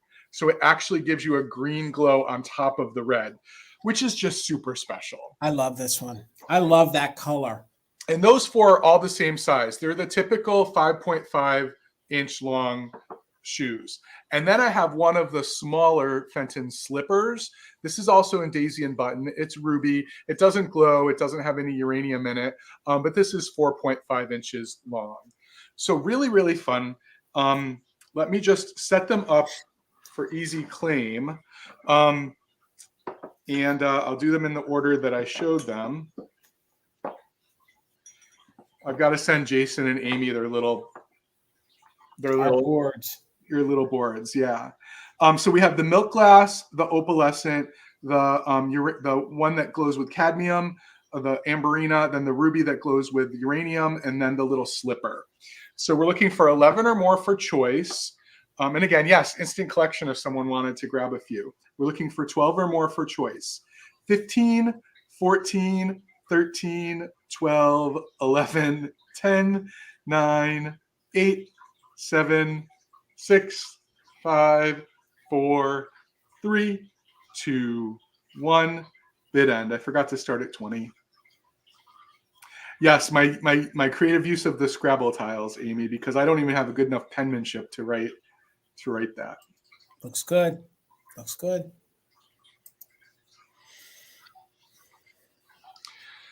Okay, so there is the bid end from Karen. Thank you, Karen. So a bunch of bids came in. Karen Kennedy had a just in case of 20. Donnie Girl has first choice at 21 with your just in case of 26. So we have A, milk glass, B, opalescent, C, amberina that glows with cadmium, D, ruby that glows with uranium, or E, the little baby daisy and button slipper. So Donnie Girl, you have first choice. You want D, that cool one. Yep. Well, they're all cool, but that one's cool. So Karen, you were back up at 20. If there was anything remaining that you wanted, you can just let me know. That moon, the one is the white opalescent. I don't see that one that often. The clear one with the. And were you going to say moonstone? Because I've heard people call it that too. Yeah. I mean, I think it was Anchor Hocking actually called theirs moonstone. Their white hobnail opalescent. It was the moonstone, but it kind of looks the same for Fenton too. So, but a lot of folks call it all moonstone though. That ruby one. So Karen, I have you for B, C, and E. And Daisy Girl, if you were interested in the milk glass, just let me know at your bid of 12. And I think that cleans it up for. Oh, and then D, you're also in at 11 if Daisy Girl didn't want the milk glass one. Thank you all for your claims. All right. My next item is going to start at just $26. And I have an antique now at this point. I have an antique piece of what I believe is Dugan. I believe this is Dugan glass. And this is their three-footed console bowl in very good condition. Now, I think the blue and the opalescent is great for those icy blue decors.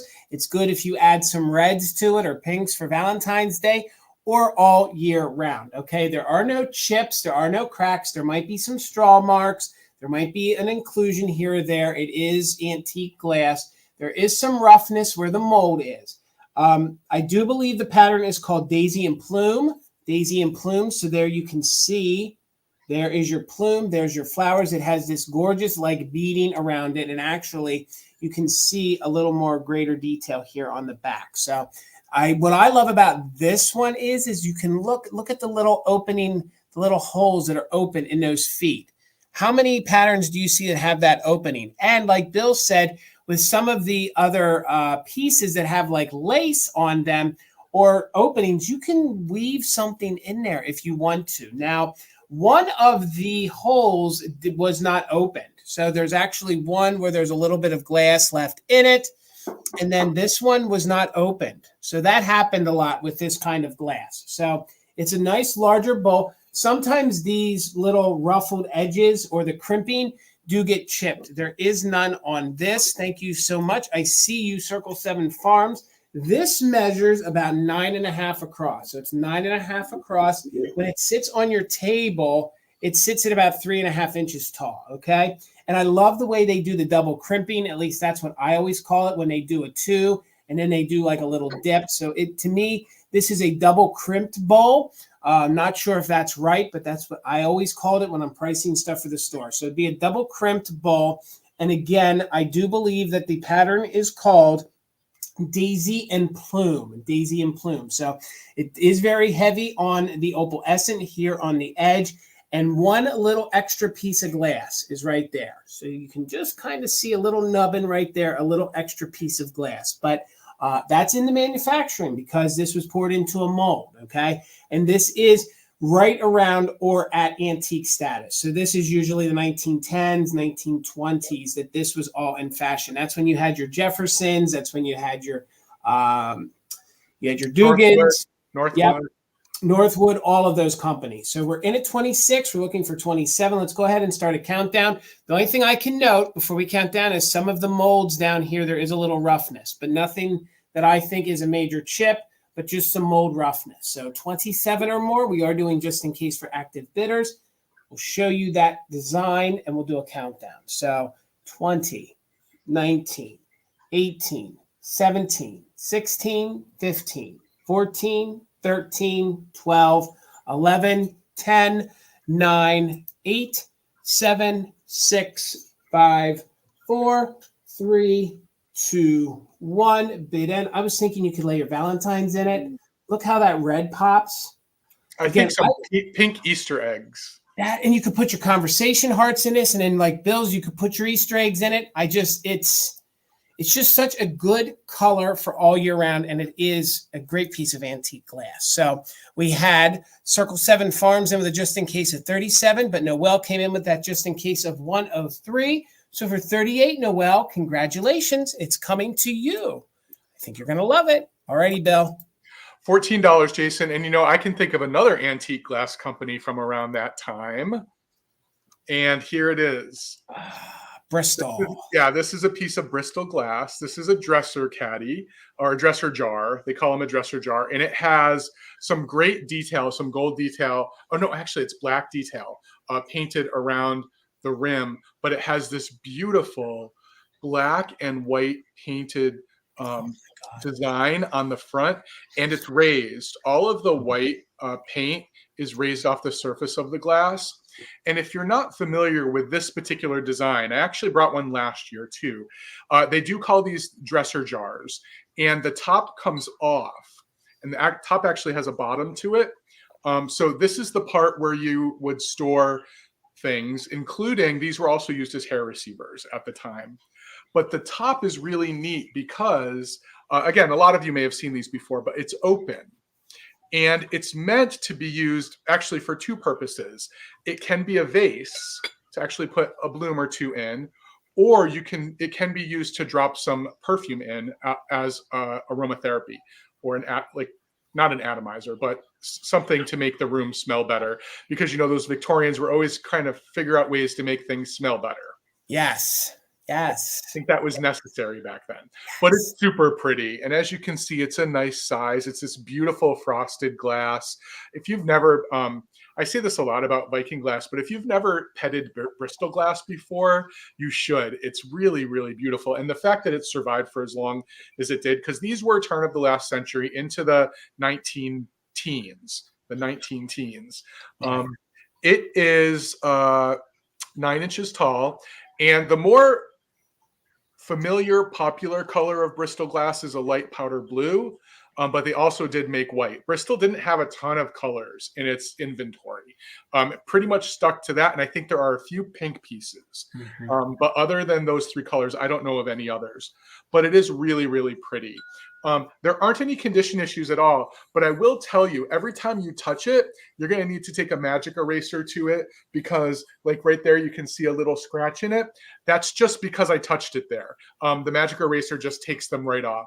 So that's what's this sort of frosting that's on this glass is, it's resilient, but it's also very prone to kind of marks on it. But again, as I said, it's a good size. I often see the chips on the bottom of these because these are reservoirs meant to hold water or some other fluid like perfume, so they needed to be closed. This is so neat. I don't see this design that often, this kind of a dresser piece. I mean, this is really unique, Bill. Yeah, isn't it nice? It's really good. And for me, I have seen these before because I love this glass, but I've never seen one in the black before, which I think really speaks to, that was definitely a Victorian color. Yeah. All right. Thank you for your bid, Pitty Pat. I'm going to go ahead and count it down. If anyone else is interested, we're looking for 15 for this beautiful piece of Bristol glass. 20, 19, 18, 17, 16, 15, 14, 13, 12, 11, 10, 9, 8, 7, 6, 5, 4, 3, 2, 1, bid end. I don't think I did it justice. I really should have given you a close-up. How gorgeous is that? Yeah. There's like a texture to it too. Yeah. All of the white or clear paint is raised. Gorgeous. So pretty. So thank you all for your bids. There is the bid end. Thank you, Karen. It looks like, Jamie, you came in right before the bid end at 18. So congratulations. It's coming to you. All right. And thank you so much, Karen G, for being our official mod and bid ender. Thank you to Holly for all the links you're dropping. Thank you, Kim, for having backup, and everybody, all three of our mods. Thank you so much. We couldn't do this without you. $18. And this is either going to be something you're going to want to purchase because you really want to read it and see what has changed in 100 years. These are 100 years old. So what has changed between the theory and the thought of 1924 to 2024? You're going to get all three of these. These are little pocket guides. Like for example, you know how they have the books of today, like it helps you figure out how to, I don't know, put Windows into your computer. These were the little pocket books that taught you things back in the day. So you're going to get all three of these for $18. So I'm going to read you the titles. I kind of think they're good for Valentine's Day, or they're tongue-in-cheek, or they're ha-ha funny. There's also some serious to these. And in reading them, it takes us back to a different time. So I'm not sure how many of these little blue books were made, number-wise, or volumes, but I have 3 volumes for you. So the first one is How to Love, okay? So in this one, you're going to learn how to love your partner. And basically, in the contents in here, so there's not a lot of pictures. It's basically just content. So we'll move this as quickly as we can if anybody's interested. And they are all 3 from 1924. I'm trying to get to the... Now, Jason, when it says how to love, is this like how to be affectionate? Or is this like how to... everything. Everything. Okay. Everything. It's going to teach you the dawn of love all the way up to how to know. So one of the chapters in here is the dawn of love. Then there's a chapter of love and life. So you have all these different chapters in here. Okay, so you have the nature of a woman, then you have man's work of art, and it does go into great detail. Okay, so that's what you read about in that. Is great details 1924 is going to tell you. So, and then there is each chapter, and then how to love and life. So, and then it tells you about the function, and a lot of it I'd like to know who the author was. So that's the first one. There are over 2,000 of these titles. Okay. All right. Well, this is number 98. So this one's going to teach you how to love in the 1920s. Okay. This one. Okay. All right. This one is number 656. This one is what every married man should know. So I know we all know somebody that we want to probably gift this to. So in here on the inside, it doesn't really give you like a ton of chapters. It's just like what every married man should know. So this one is about, the first chapter is about the love impulse. Okay. I won't go into too much depth. We'll let the owner enjoy it. Then this one is early sex conceptions. So there's early sex conceptions in there. Okay. 1924 at its best. You guys could see what they were thinking back there. Then this one is the passive. It also talks about in some of these chapters, the passive female. So maybe you guys even know a doctor, and this is the psychology of sex. So then in this one, it teaches you the psychology of sex. So what every married man should know. And we're going to keep it moving so I don't see anybody interested. But the third one you're going to get of the little blue books is number 726, Simple Facts About Venereal Disease. It's funny, I don't know in what chronological order it goes, but you're going to learn everything you need to know. And actually, these are very collectible. There are a lot of folks. I can say for sure, any fact that's in that book is no longer true. This is true. This is true. And I do have a lot of folks that come in my store that do collect like the hygiene things or anything. And it's very obsolete thought process. So, I mean, it is kind of ha-ha funny, but there is also a seriousness to it. So this one is all about simple facts about venereal disease. And believe it or not, I found these together. So somebody had these for a long, long time. I'm just going to tell you the first chapter is about gonorrhea. Okay. So the first chapter is all about gonorrhea. And again, I'm keeping these together because I found these together. So somebody's estate, somebody back in 1924 purchased all these. So, and the measurements of these little tiny books, they're 3.5 by 5. They're 3.5 by 5. Again, there are no graphics. Okay. I'm sure we wish there were graphics, but you're going to get simple facts about venereal disease. You're going to get every married man should know. And then we're going to go back to how to love. So we are at 18 with Melissa. Thank you so much. I do think they're kind of coffee table. You could lay them there. You could actually look at them and think what, old time thought process was. So 19 or more. Let's go ahead and do a countdown on these from 20, 19, 18, 17, 16, 15, 14, 13, 12, 11, 10, 9, 8, 7, 6, 5, 4, 3, 2, 1. Bid end. I'm with you, Karen. I don't think some of these do need pictures, although some folks might think they do. I don't know. I see you, Dusty Moosin at 19. Melissa has it just in case. Again, they are interesting to read. I did read through some of these. They were very interesting. So there is our bid end. Thank you so much. Question mark and hearts. With the 19, it goes to Melissa, $20. They are yours. Congratulations. All righty, Bill. All right, $15, Jason. And I'm kind of continuing with this theme of romance. Anyone who's been looking at my Instagram feed lately knows that I've recently been obsessed with my Valentine's Day ceramics. And I was lucky enough to find this. I already have one. I love it. It's beautiful from the back. It's a rose themed teapot. But what I love about it and why it fits in my collection so well are these little cuties on the front. So good. How amazing and kitschy cute are these? And it is a functioning teapot. The actual lid is shaped like a big rose bloom. It's super pretty. It's actually held onto the teapot. The one I have as well has a gold cord that holds it on. And the gold cord, I think, is more, it's not for security. It's to let you know which orientation. The top only goes on one way. And the gold cord helps you line up where the top goes on. This is by AAA Import Company, stamped on the bottom. You can see it does have a little bit of age here on the bottom, but other than that, no other condition issues to report. I'm going to put some black behind it because I don't think you're seeing the gold detail quite as nice as it is. But look at those little cherub faces. Aren't they so love this. cute? Isn't it great? It's like they're floating in a big fluffy cloud, Bill. Yeah. I love it. Of thornless roses, right? Yes. Yes. Yes. So let me give you an indication of the size. This is how big it is. It is 6.5 inches tall and 9 inches from side to side. So it's a big piece in your collection. Silly me at one point thought I'd be able to fit 2 on either side of the collection. It's too much space for me.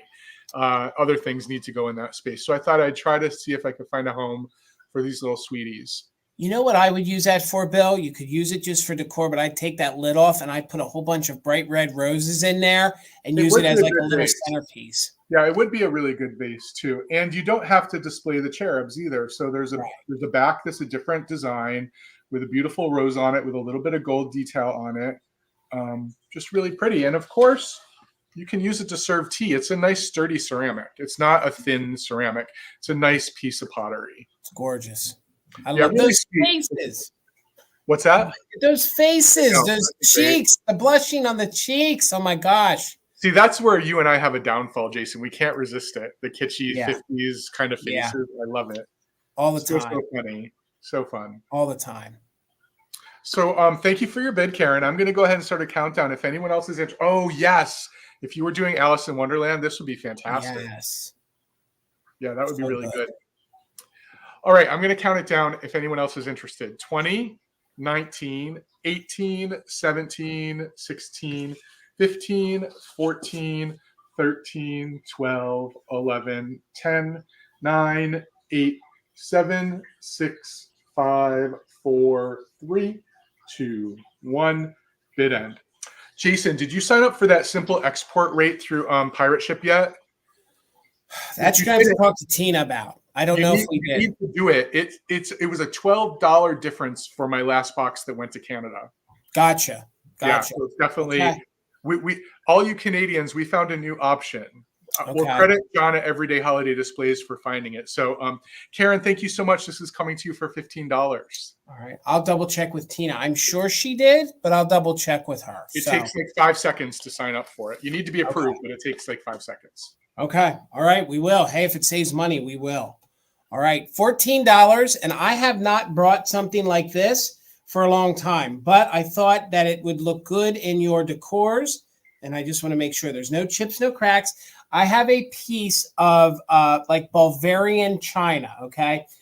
It is stamped on the back. I will show you the stamp in a moment, but let me show you the gorgeous front. It is a double-handed, this is porcelain. It's a double-handed dish with what I believe that's a robin on there.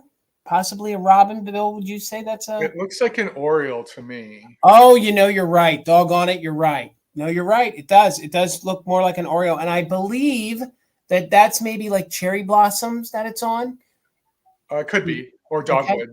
Or dogwood. And again, the way it looked, it speaked very winter into spring for me. Very winter into spring. So that's why I thought I would bring it and I would give this a try, see if anybody was interested.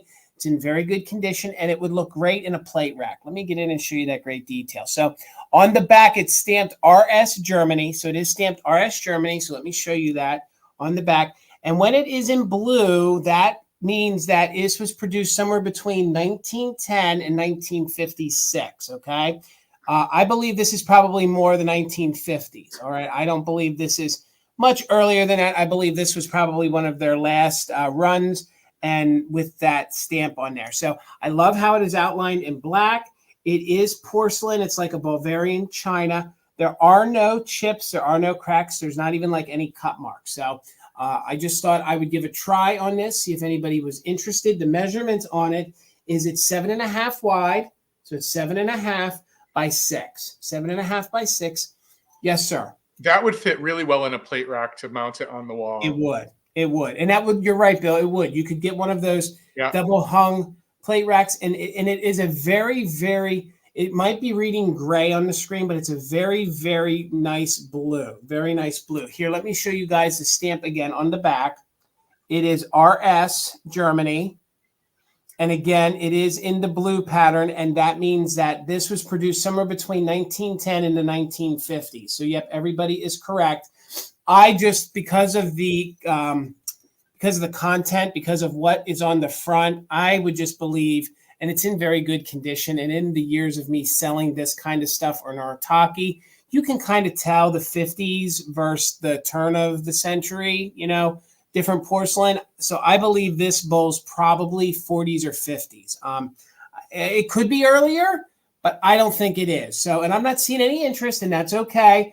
I'm just trying to bring some different things, see, what other folks might be interested in. I did think this would be great for a starter piece. It would be great on a table. Like Bill was saying, though, it would look great on the wall. I see Linda in at 14. Thank you so much. Again, there are no chips. Sometimes this porcelain was prone to get little boobers on the side, but you can see all that black paint is in very good condition. And it just spoke to me this time of the year, we're not necessarily out of the woods yet, but when you're heading from the winter into spring, I could kind of just see the bird hanging out on that tree. He's getting ready for the rest of the year. So let's go ahead and count this down. It's in very, very good condition. No chipping. We're looking for 15 or more. Thank you so much, Linda, for your bid.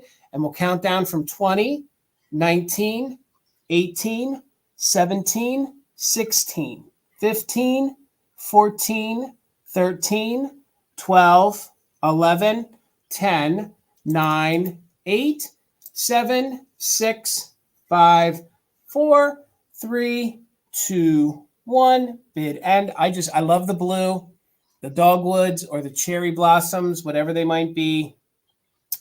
You can just tell they're popping out for the summer, for the spring, and then into the summer. So there we go. Thank you so much, Karen. Linda, congratulations. It's yours. All right, Bill. And thank you to all of you for hanging out with us tonight. There's so many of you here tonight. That's really exciting.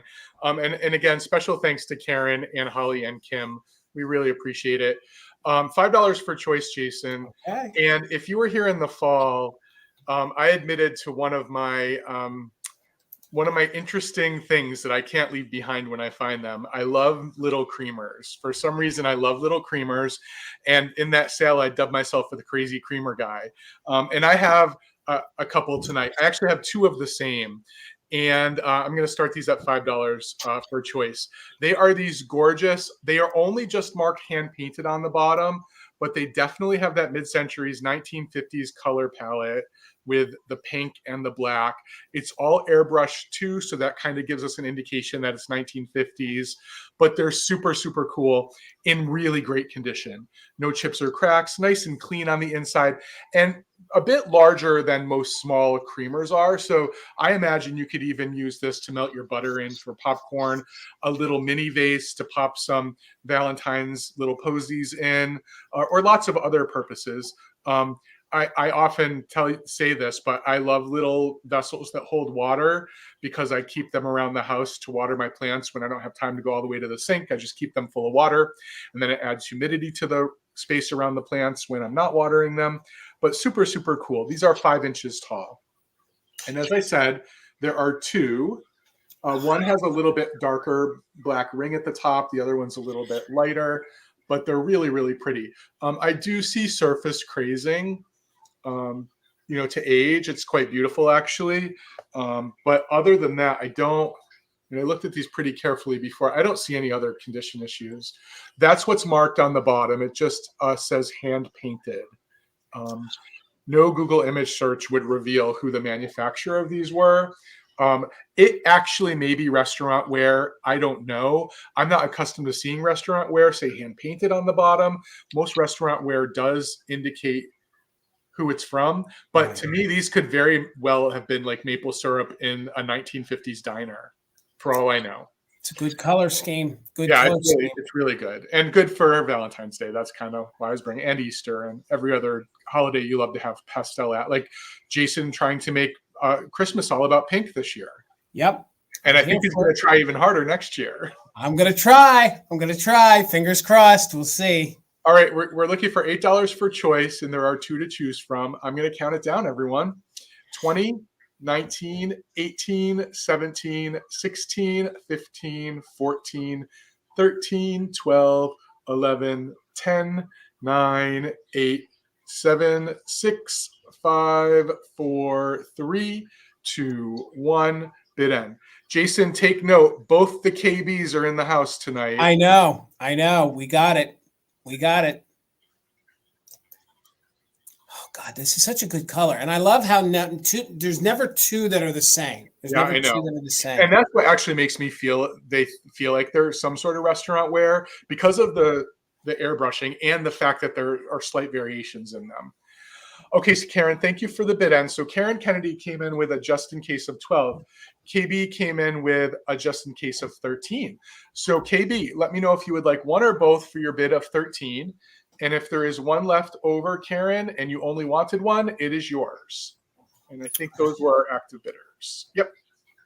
All right. Just one. KB just wants one. So Karen, if you wanted the other one, let me know. If not, if you wanted both, that's absolutely fine. You can pass. All right, guys. I have a unique piece of Hall pottery coming up next. And it's going to start at just $35 if anybody's interested. This isn't like the 40s Hall pottery that I've been offering. And Bill more so, educated us a lot on Hall pottery over the past year. They did a heavier glaze in the 1950s. So this piece right here is from 1955. It came in a couple different colorways, I think 2 different colorways. This one seems to be the most popular. Now, it's reading true to color. This is like a bubblegum pink. It is a little brighter in person.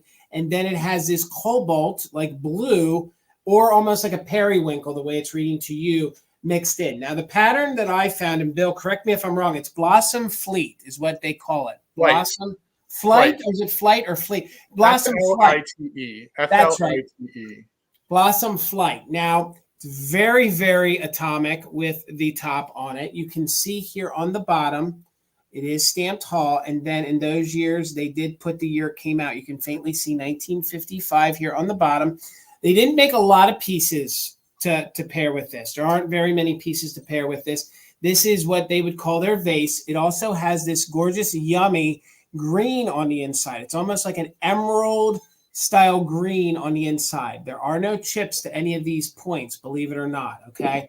And again, this is a very, very different pattern. It is. I think it is very gorgeous for spring because we all know that you start to have the leaves, coming out. We start to have some of the blossoms come out. And I think the color of the pink in with the blue, or like a periwinkle, I just thought it looked really good for this time of the year. It kind of would believe me to, I would have this in my decor heading into like March, like in like a lion, out like a lamb.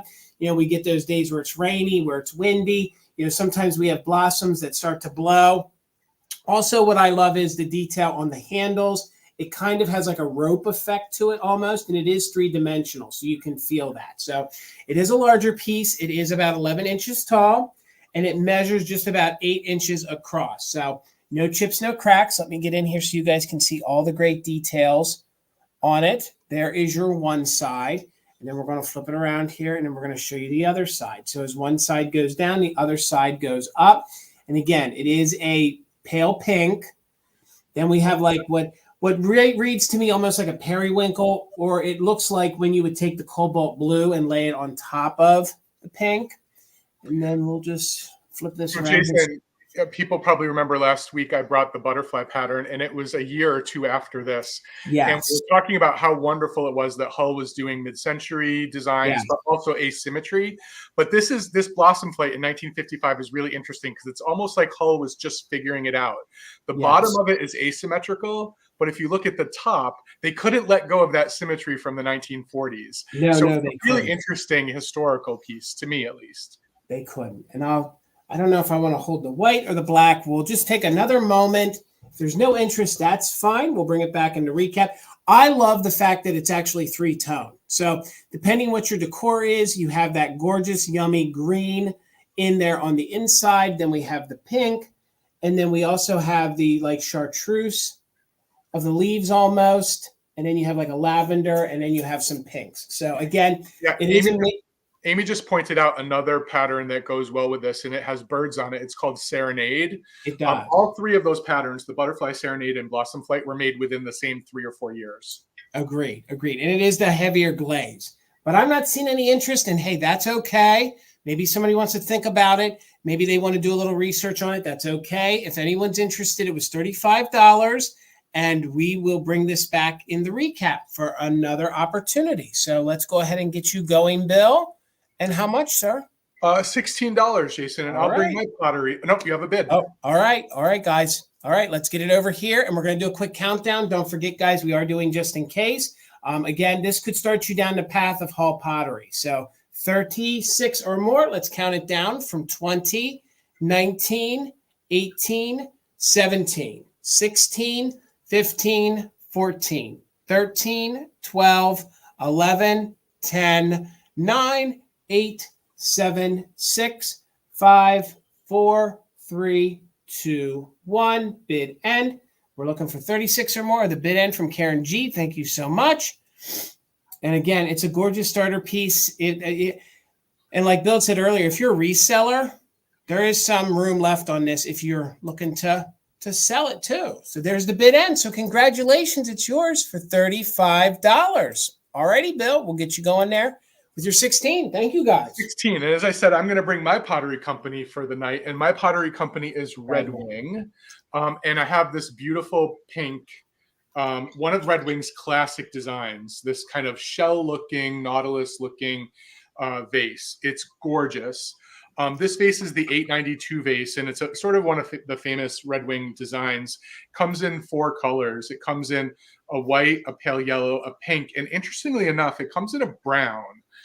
And the pink one has that brown color painted on the inside. So if you can imagine that brown color on the outside, that was the 4th colorway for this for this design. But I love this kind of fan shape. To me, it looks like a V for Valentine, doesn't it? It looks like a V. It looks like it's supposed to have your roses in it, or you're filled with baby's breath and other beautiful things. And it's a nice size. And also, it's another classic mid-century pottery technique. I talked about this before, but if you weren't here, you might not have heard me say it, or maybe you already know it. The width and the height are the same. They're both 8 inches. And while you could never tell that it's meant to be a square, things that are designed in a square are very appealing to the human eye. And that's why these mid-century designers were doing this. So the longest width here is the same as the longest height here, which I think is a really neat thing. It's in great condition. The only condition issue I would point out is a little bit of, you see where they had it setting in the kiln. So there's a little extra pottery on the bottom because it is fully glazed on the bottom as well. So when they glaze on the bottom, they have to put little risers in the kiln for the paint to set. It's nice and clean on the inside. Again, it does have that brown glaze on the inside, but it's nice and clean. I'm not sure it was really ever used. I don't even see any significant crazing. There's not a single little chippy-doo anywhere on it. Red Wing is a really heavy, nice pottery, so it doesn't damage easily. It's just a really pretty piece. Just gonna get some black behind it. And Bill, when they squared them like that, didn't they do that also for stability so that you could weight them down pretty good and they were pretty planted then? Yep. But really, look at that color. It's so pretty, so pastel, and not quite the pink of the bathroom fixtures of the time. It's not quite that pink, but it's definitely in that powdery pink world. All right. Thank you all for your bids. I'm going to start a countdown. So if you are interested, now is the time. We have seen a few bids coming in after the bid end, and that always makes us feel horrible. So I just want to announce that the countdown is coming, and active bidders can use it just in case. So we're looking for 21 or more. 20, 19, 18, 17, 16, 15, 14, 13, 12, 11, 10, 9, 8, 7, 6, 5, 4, 3, 2, 1, bid end. Just wanted to point out the detail on the base too. Again, still some art. It's not Art Deco time period, but you still see the influences here with those lines on the base. That would look really good in a mermaid bathroom. If I had the green one, the powdery green one, I would have saved it because it looks like a sea green. But I needed to bring this for Valentine's Day because every time I look at it now, I just see a big V. Yeah. All right. So thank you for the bid end. So it looks like Linda had a 21, Sandra had a 24, KB had a just in case of 24. Sandra's 24 came in first. So Sandra, this is yours for $24. Thank you so much. All right, guys. And now's a great time to remind you guys, if you're not subscribed to Bill's channel, please do so. We made it really easy. His link is down below in the description there, and also for his Instagram. So you can follow him on both platforms. Please follow Mother Tuckers here and over on Instagram. We greatly appreciate it. If you're watching this on the replay, please just go down there. It's really easy. Just click follow. Every little bit helps us grow our small businesses. So, $5 choice, and I have some Valentines, and they're all 1940s or earlier, I believe. So they are all used. I didn't realize I got a little collection by Miss Reba. So all the ones I've been selling for the most part are from Reba. So we'll go very quickly. They're going to be $5 choice. They were all addressed to Reba. So your first choice, they're all about 4 or 5 inches, okay? So this is this cute little girl. She's got herself a soda right here, okay? So she's got herself her little dog. And it says, it just says, just soda, let you know I'm waiting for my Valentine. So, and this one here would have been, so you would have creased it here across. So that would have laid flat, and then you would have had a little kickstand there. So it doesn't look like it's ever been really pressed out or bent that much. So you have this cute little girl, and it's weird. It's like her bows almost, they could blend with your jadeite almost. She'd be a good one for the kitchen. So that's your first one. And then this one I love here. This one opens up. So I'll show you this one a little bit closer. But this one says, need a magnifying glass.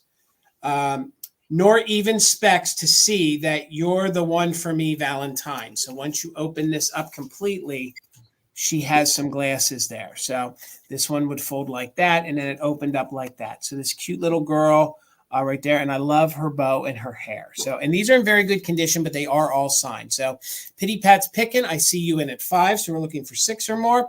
So this one here, this would have had the little kickstand, and if you guys love beach ones, here's this cute little girl. She's putting on the suntan lotion and making herself a little sandcastle. And of course, they're all signed to Reba. And this one says, I'm paling up affection for you, Valentine. So they're all about 4 or 5 inches tall. And I believe they're all pre-1940s. So this one I think is a twofer. Okay, so first of all, we have Stop giving me the go by. So we have this cute little girl right here with the little stop sign. Now, the little boy that must have liked Reba, his name was Richard, but he thought he was so coy that he actually put the numbers. So it was almost like a Morse code. He put all the numbers so it would spell out his name. So she had to figure that R was the 18th letter, on and on, so that it was Richard. So that's how he signed it to Reba. So we have that one right there. And this one also has the little kickstand on it right here. I love the little kitschy bear. Be my Valentine. Okay, so that is your other choice. And then the last choice, looking for 6 or more, is the cute little boy Valentine. He's got his little scooter, and it says, hi there, Valentine. Here I come scooting to you. So there he is. So we'll claim them in the order that I showed them. So this one will be, so let me do that. So it's 1, 2, 3, 4, 5. So this one's going to be your 5th choice. So let me do that way. This one's going to be your 4th choice. And again, they are all signed, so we're looking for 6 or more. This one is going to be your 3rd choice. Thank you, MJ Bear. I see you in at 6. This one is going to be your 2nd choice. If you know someone that collects glasses, that'd be a good Valentine for them. So that's going to be number 2. And then this one is going to be number 1. So we'll count them down. We're looking for 7 or more on what I believe are pre-1940s Valentines. So 7 or more, just in case for active bidders. So 20, 19, 18, 17, 16, 15, 14, 13, 12, 11, 10, 9, 8, 7, 6, 5, 4, 3, 2, 1. Bid end. So we're looking for 7 or more, or the bid end from Karen G. That was your first one. This one is your second one. So that'll be your second. This one is your third. This one is your fourth. And this one is your fifth. And you can take a variation of them. And MJ, you get first choice. Pity Pat's picking, you'll have backup. So very quickly, if you can, let me know. This one is number 5. This one is number 4. Number 4. Oh, that bear. Number 4. Number 3. She's just cute. And she's got little hearts on her bathing suit. I mean, they go, we always talk about back then, they didn't miss anything. So you want 1, 2, 3, and 4. All right. So I got you 1, 2, 3, and 4. All right. So that leaves number 5, the little boy. So Pity Pat's picking. Let me know if you're interested in him. If you're not, that's okay. We'll bring him back during the recap, but he could be yours for $5. All righty, Bill. You're up, sir.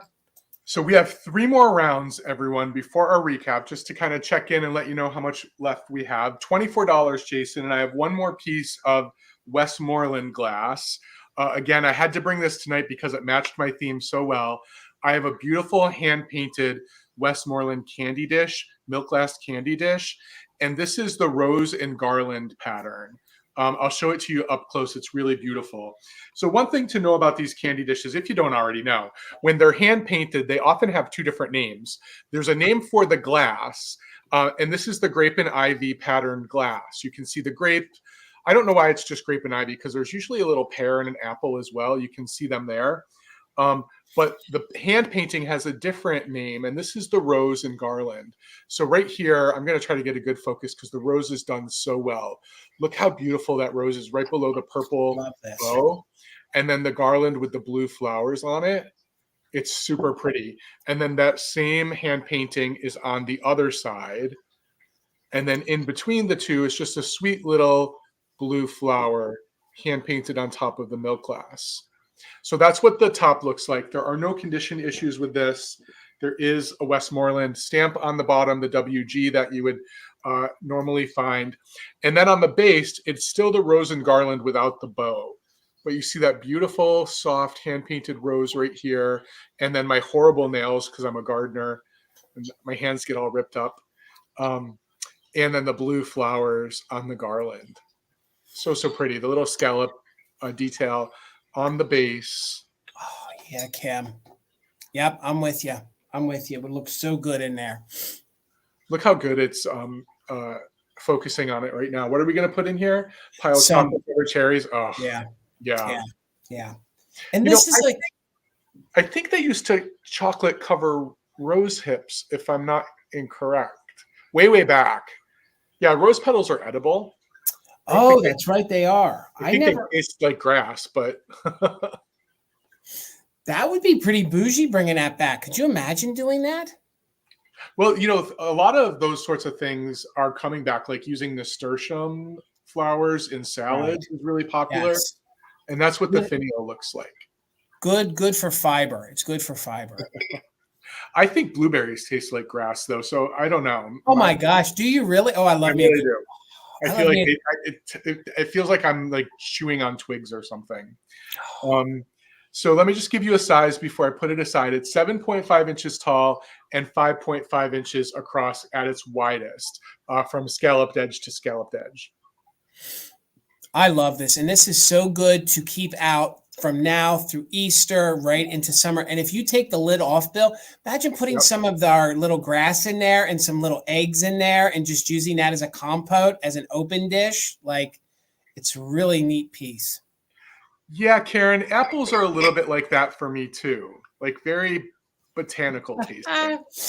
Dusty Moose says that we're not surprised because you don't like eggnog, Bill. So yeah, I mean, but I like eggnog milk glass containers.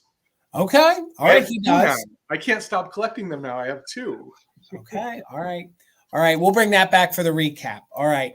$14 on my next item. And I brought this because it's early glass, but I believe it's not what the pattern is. But doesn't this look like a harp? I mean, let me show it to you this way. I just see a harp when I see this pattern. And I've had this sat to the side because I think if you're doing a really, if you're doing a very like bougie kind of Valentine's Day decor, I thought this would be a great little dish.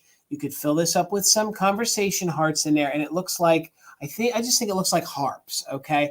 It's not. This is a white opalescent bowl. This would have been a great little utilitarian bowl. It could have been used to hold calling cards, all sorts of different things, but it's not. I mean, it's not harps. The pattern is actually called Jewel and Fans, and this is by Jefferson Glass. So this is a clear, it's older glass, so it's got like a little yellow hue to it. It does not glow, but it's this gorgeous little bonbon style dish, okay? And you could use it for all sorts of different things. But again, I thought it would look good in your Valentine's Day decor because you have all this gorgeous beading here. Get in here so you guys can see the great details. So there's some beading around there. And again, I just thought it looked like harps. So you could lay some of your Valentines in there. It is just a cute little dish. It measures about 8 1/4 inches long. So at your widest, it's about 8 3/4 inches. It's about 4 1/2 inches this way. And then when you sit it, it's about 2 1/4. And again, I see harp. I don't know. Maybe it's an obscurity that I see. I just really thought it looked like harps. So it is a piece of antique glass, probably 1910 era. And the glass company is Jefferson. No chips, no cracks, no haziness to it. There's no issues. Maybe a straw mark here or there. And in some direct light, it does have a light glow of yellow. Okay, I was thinking it could make a great cranberry sauce dish. I just think it's a gorgeous, gorgeous bowl, and it could be used in a lot of different style of decors. But if you're looking for like a more Victorian kind of look, this would be for you. And the pattern is called Jewel and Fan. So again, that would be your fan.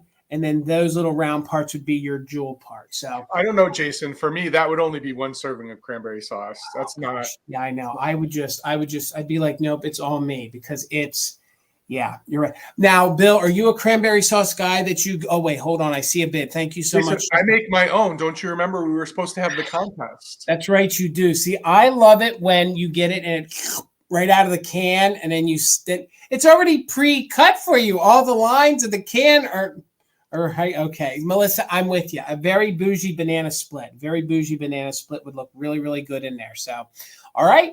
I don't see much interest. We're going to go ahead and count this down for Laura. Thank you so much. We're looking for 15 or more on this piece of glass. It is Jefferson, and the pattern is jewel. It is jewel and fan, although I see harps.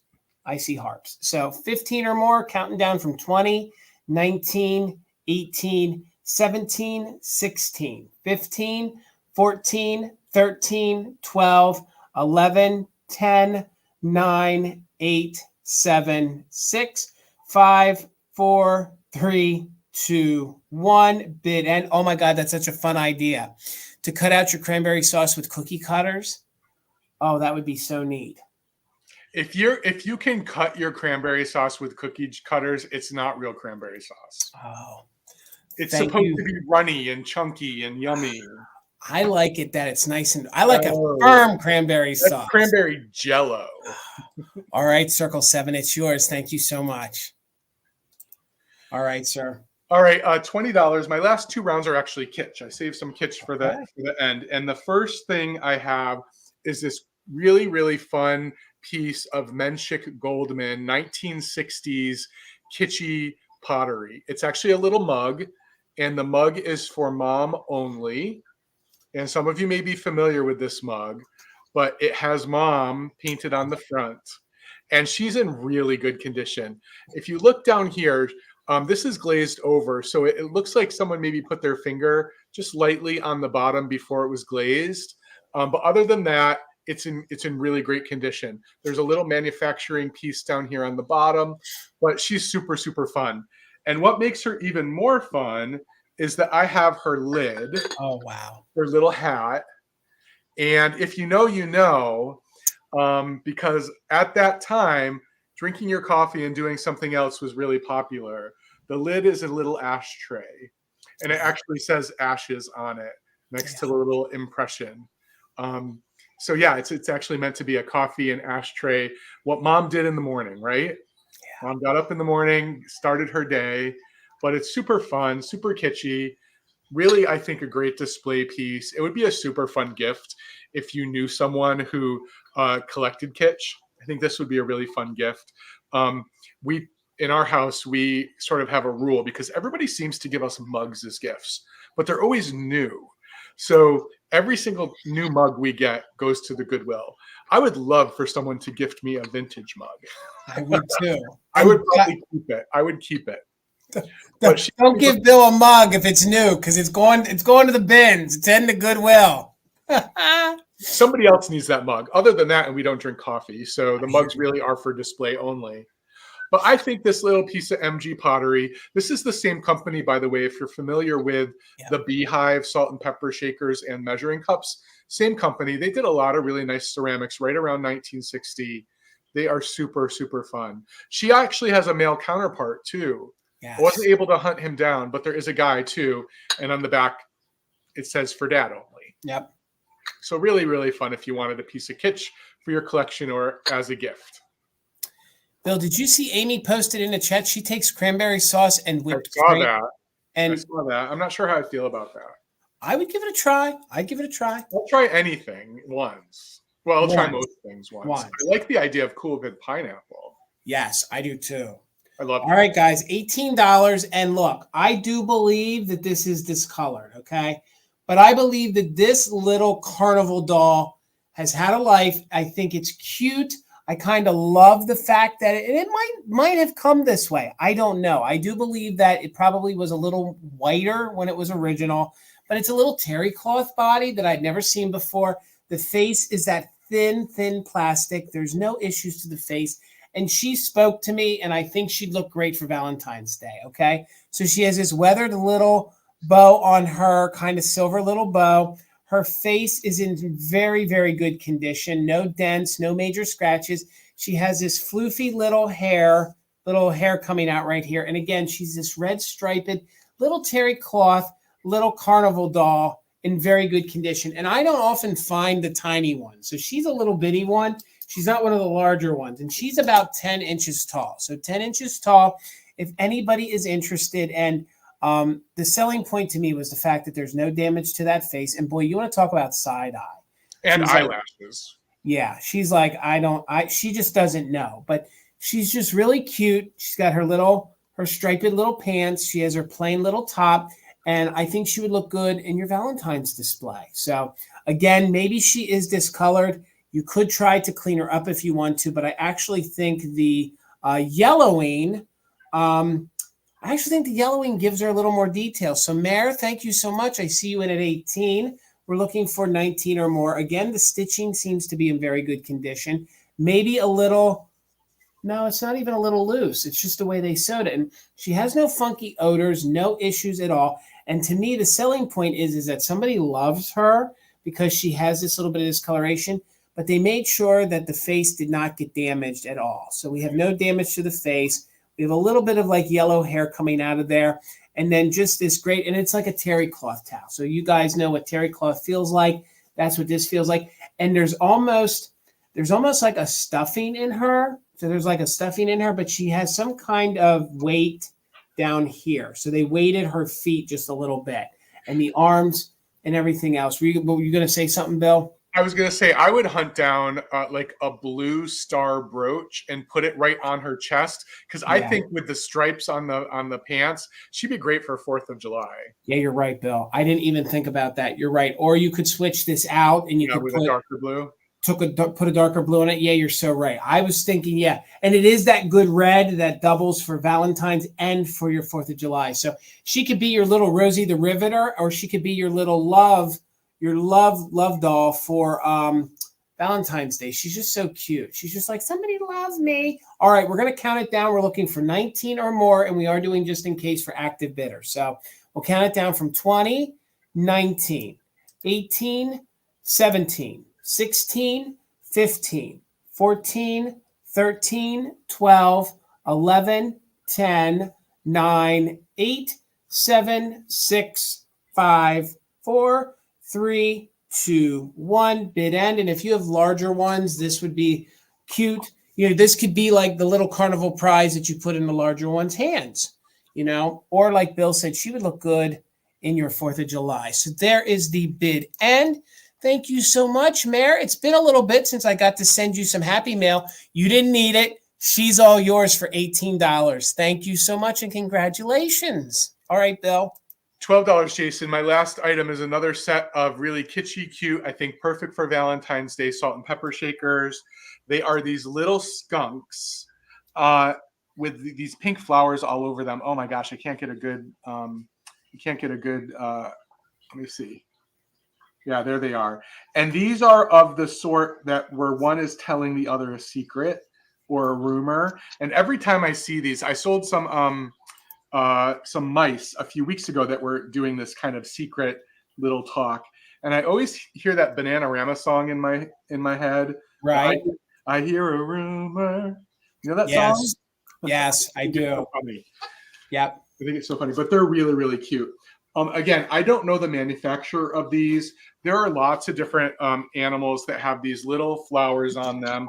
I'm sure Amy knows, but nobody online seemed to agree on who made them. But they're those ones with the little pink applique flowers.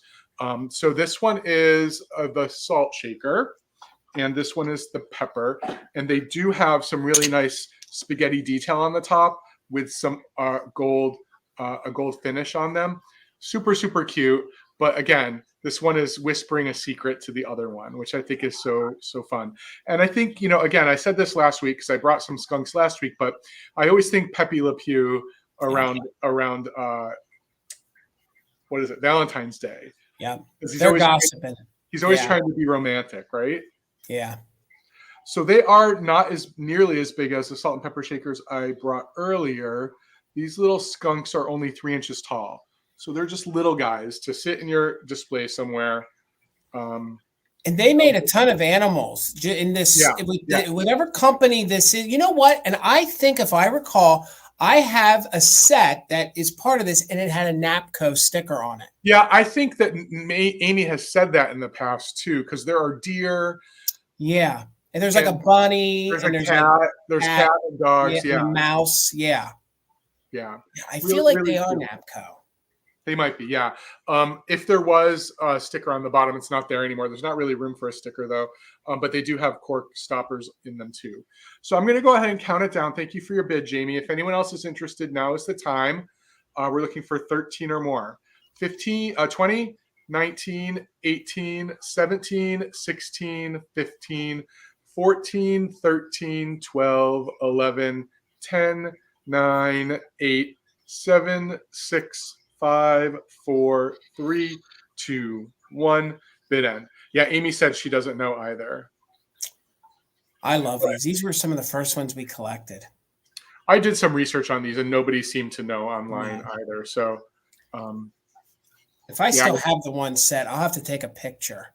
I agree, Amy. I was thinking the same thing. The NAPCO ones, the flowers are a bit more. They're designed in a different way than these ones are. And the spaghetti sticker. The spaghetti's a bit thicker, I think. Hi, Katie. Hi, Katie. So there is the bid end. So I saw Dawn come in at a 13, Jamie back in at 14. Dawn, your 15 came in after the bid end. Jamie, congratulations. These little gossiping skunks are yours. And thank you so much, Karen G, for being our official mod and bid ender. Holly, thank you for dropping all those links. Kim, welcome aboard. Thank you so much for being in the chat and assisting with bid ends. Thank you all so much. We couldn't do it without you. My last round is going to start at $28. The first one you saw me pick up in my last shop with me. So this other one, we researched it up and down. I can't find it. I don't know who made it, but I'm bringing it because we think it looks like it has hearts on it. So $28 choice. This one I can tell you is made by Ellie Smith in his Moon and Stars. Okay. I know $28 might seem like a higher start price, but you don't find this sculpt that often. This I've always called like their hanky compote, but it is just this ruffled compote. And if you guys collect Moon and Star, you know that usually they're the rounded ones. You don't see this one all that often. So again, this is in very good condition. This is the darker blue in the Ellie Smith. No chips, no cracks. I couldn't find any major straw marks, although there could be one or two. So there's your inside. And this one measures about 5.5 inches tall by about 5.5 across. So it falls into what Bill was saying where, you know, it does please the eye because it is very squared off. So there is the Moon and Star, which is right there. That round part is the moon. The center is the star. So if you collect this, you know that you would probably want this one in your collection because you don't see it that often. Or since we're talking food, it would make an epic Sunday dish. But I could see you putting some like reds in there for Valentine's Day. I do like mixing red and blue together for Valentine's Day or all year round. So that's your first choice at $28. The second one, I cannot figure out who made this to save my life. It's almost the same kind of blue, just a little less, okay? So up top here, you have these daisies. So we have daisies all the way around. Bill, have you ever seen anything like this? No. What's the bottom look like? So the bottom is there like that. And then what I believe, if I can get it to show, it kind of looks like these, like harp almost, but they look like hearts, okay? So they look like hearts in the pattern, and we did our best to research this. I don't know if this is an early pressed glass pattern. Do you think it's an older piece? No, I said it's definitely molded, so it's not this century. It's either that or it's an old mold that a newer company took and made, you know, because the details aren't as detailed as I think they would be for earlier glass. But I wanted to bring it. I thought maybe somebody in the chat might know who made it. Or just might be interested in taking a chance because they do look like hearts down here. So they don't come together completely, but when you are looking at it to the side, it kind of does resemble hearts. And then up here around the daisy, it kind of resembles hearts again. But it is a gorgeous blue. It's a gorgeous blue, no chips, no cracks. I don't always bring stuff. I'm not afraid to say I don't know anything about it. I can't find out anything about this. I don't even know the manufacturer.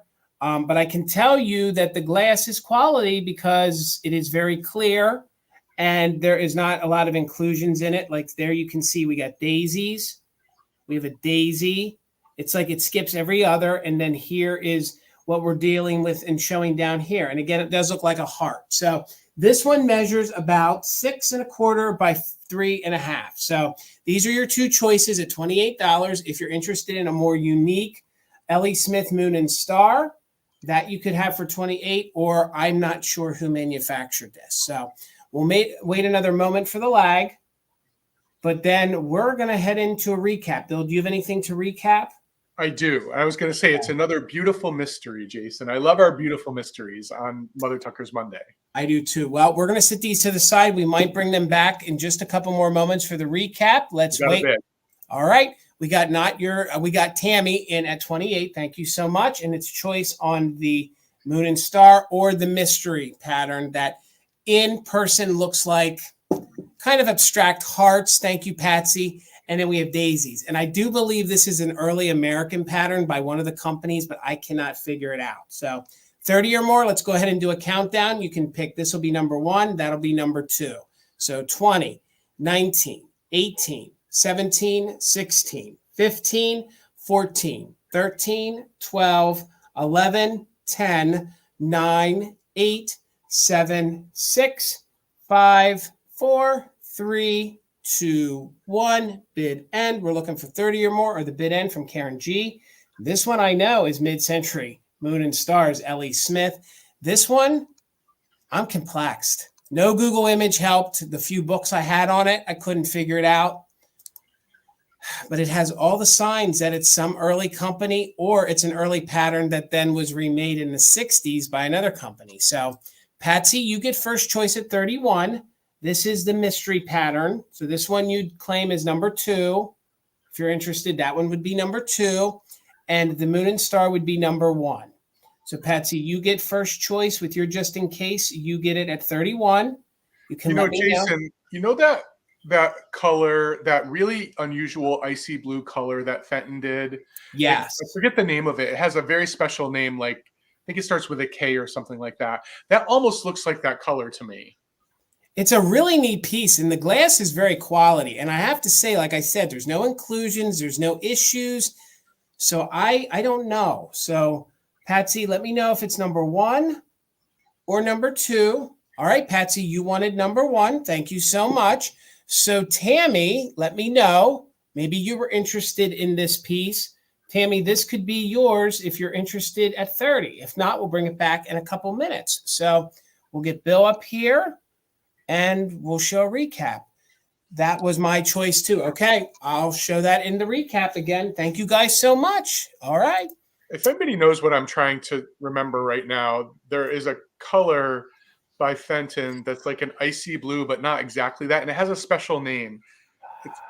It's really been bothering me for a week or two. I've been trying to remember it. I can't remember what it is. But anyway, we are at the point, everyone, where we are going to show you anything that was not claimed earlier. And it's going to work just like the regular sale, except we're just going to move a bit more quickly. So we will show you an item. We'll tell you what the start price is. We'll quickly describe it, tell you what the condition issues are. If you're interested in bidding on it, throw a bid in. If not, we'll move on to the next item. If there are multiple bidders within a reasonable amount of time, we'll do a countdown. If only one bid comes in. Yes, that's exactly what it is, Philomena. Thank you so much. Okay. Exactly I'm not familiar with that color. I'll have to look that up. I kept thinking Kimberly, but it wasn't that. You would think that's what it is. All right. Well, we'll get you going here, Bill. You're up first. So the first item I had for $24 start bid, if anyone's interested, was this awesome little Huggle.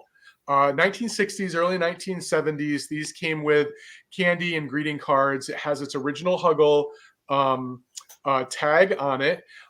It's got all of its parts. All the fur is there. It's just this wonderful dog.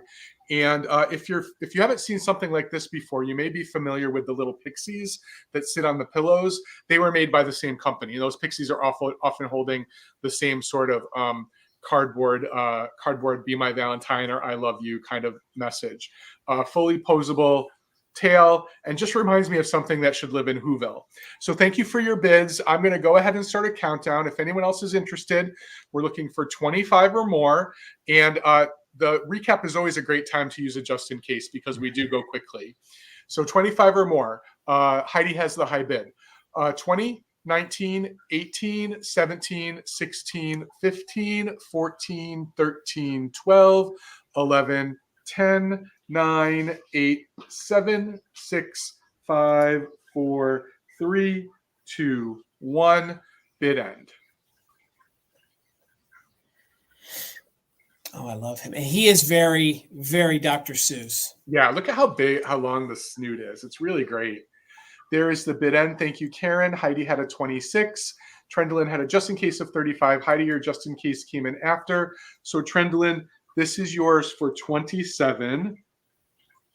I never say this in a sale, ever.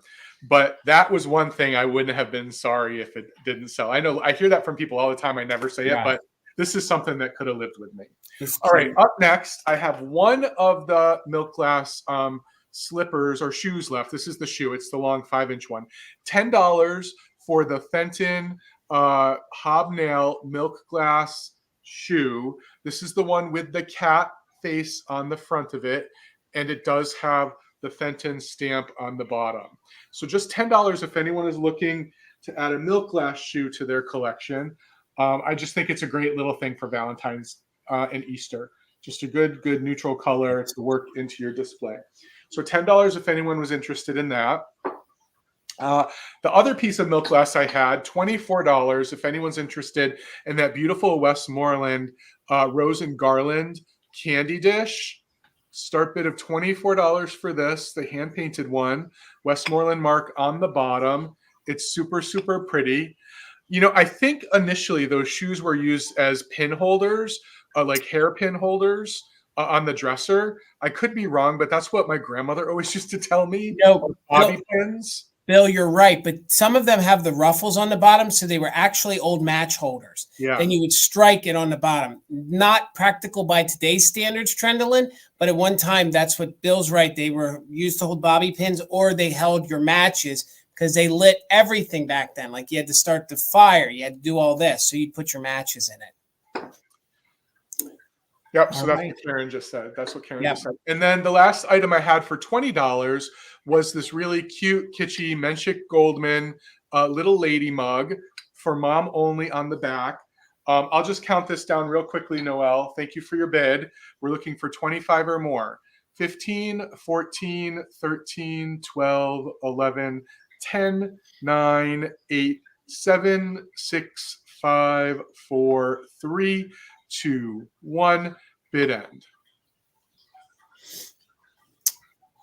That is such a gorgeous piece. I know. I just love the rose is just really detailed. Yeah.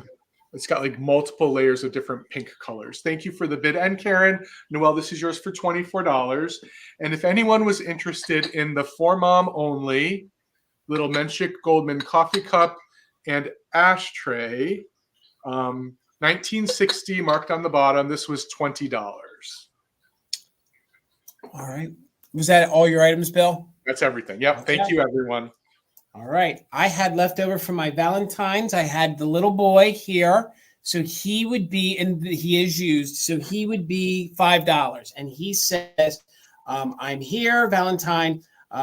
Here I come scooting to you. And it is one of the ones that has the little perforation at the bottom. And he could be a kickstand and stand on his own, but he's never been used. So if you're interested, you could just put $5 boy, 5 boy, 5 Valentines, and he could be yours. He's wearing like one of our kind of hats, Bill.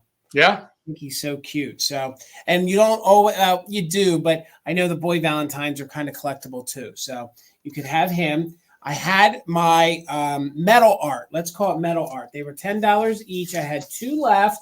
They were made from all bits and bobs, all sorts of different pieces, screws, nails, all sorts of things. So $10 if you're interested. This is the little donkey, and he could be actually used for things. He has these little pails in there. Again, I don't know if these are one of a kind. I don't know if somebody made them. I couldn't find anything on them. If you had little salt and pepper shakers, that would be a really cool way to carry them.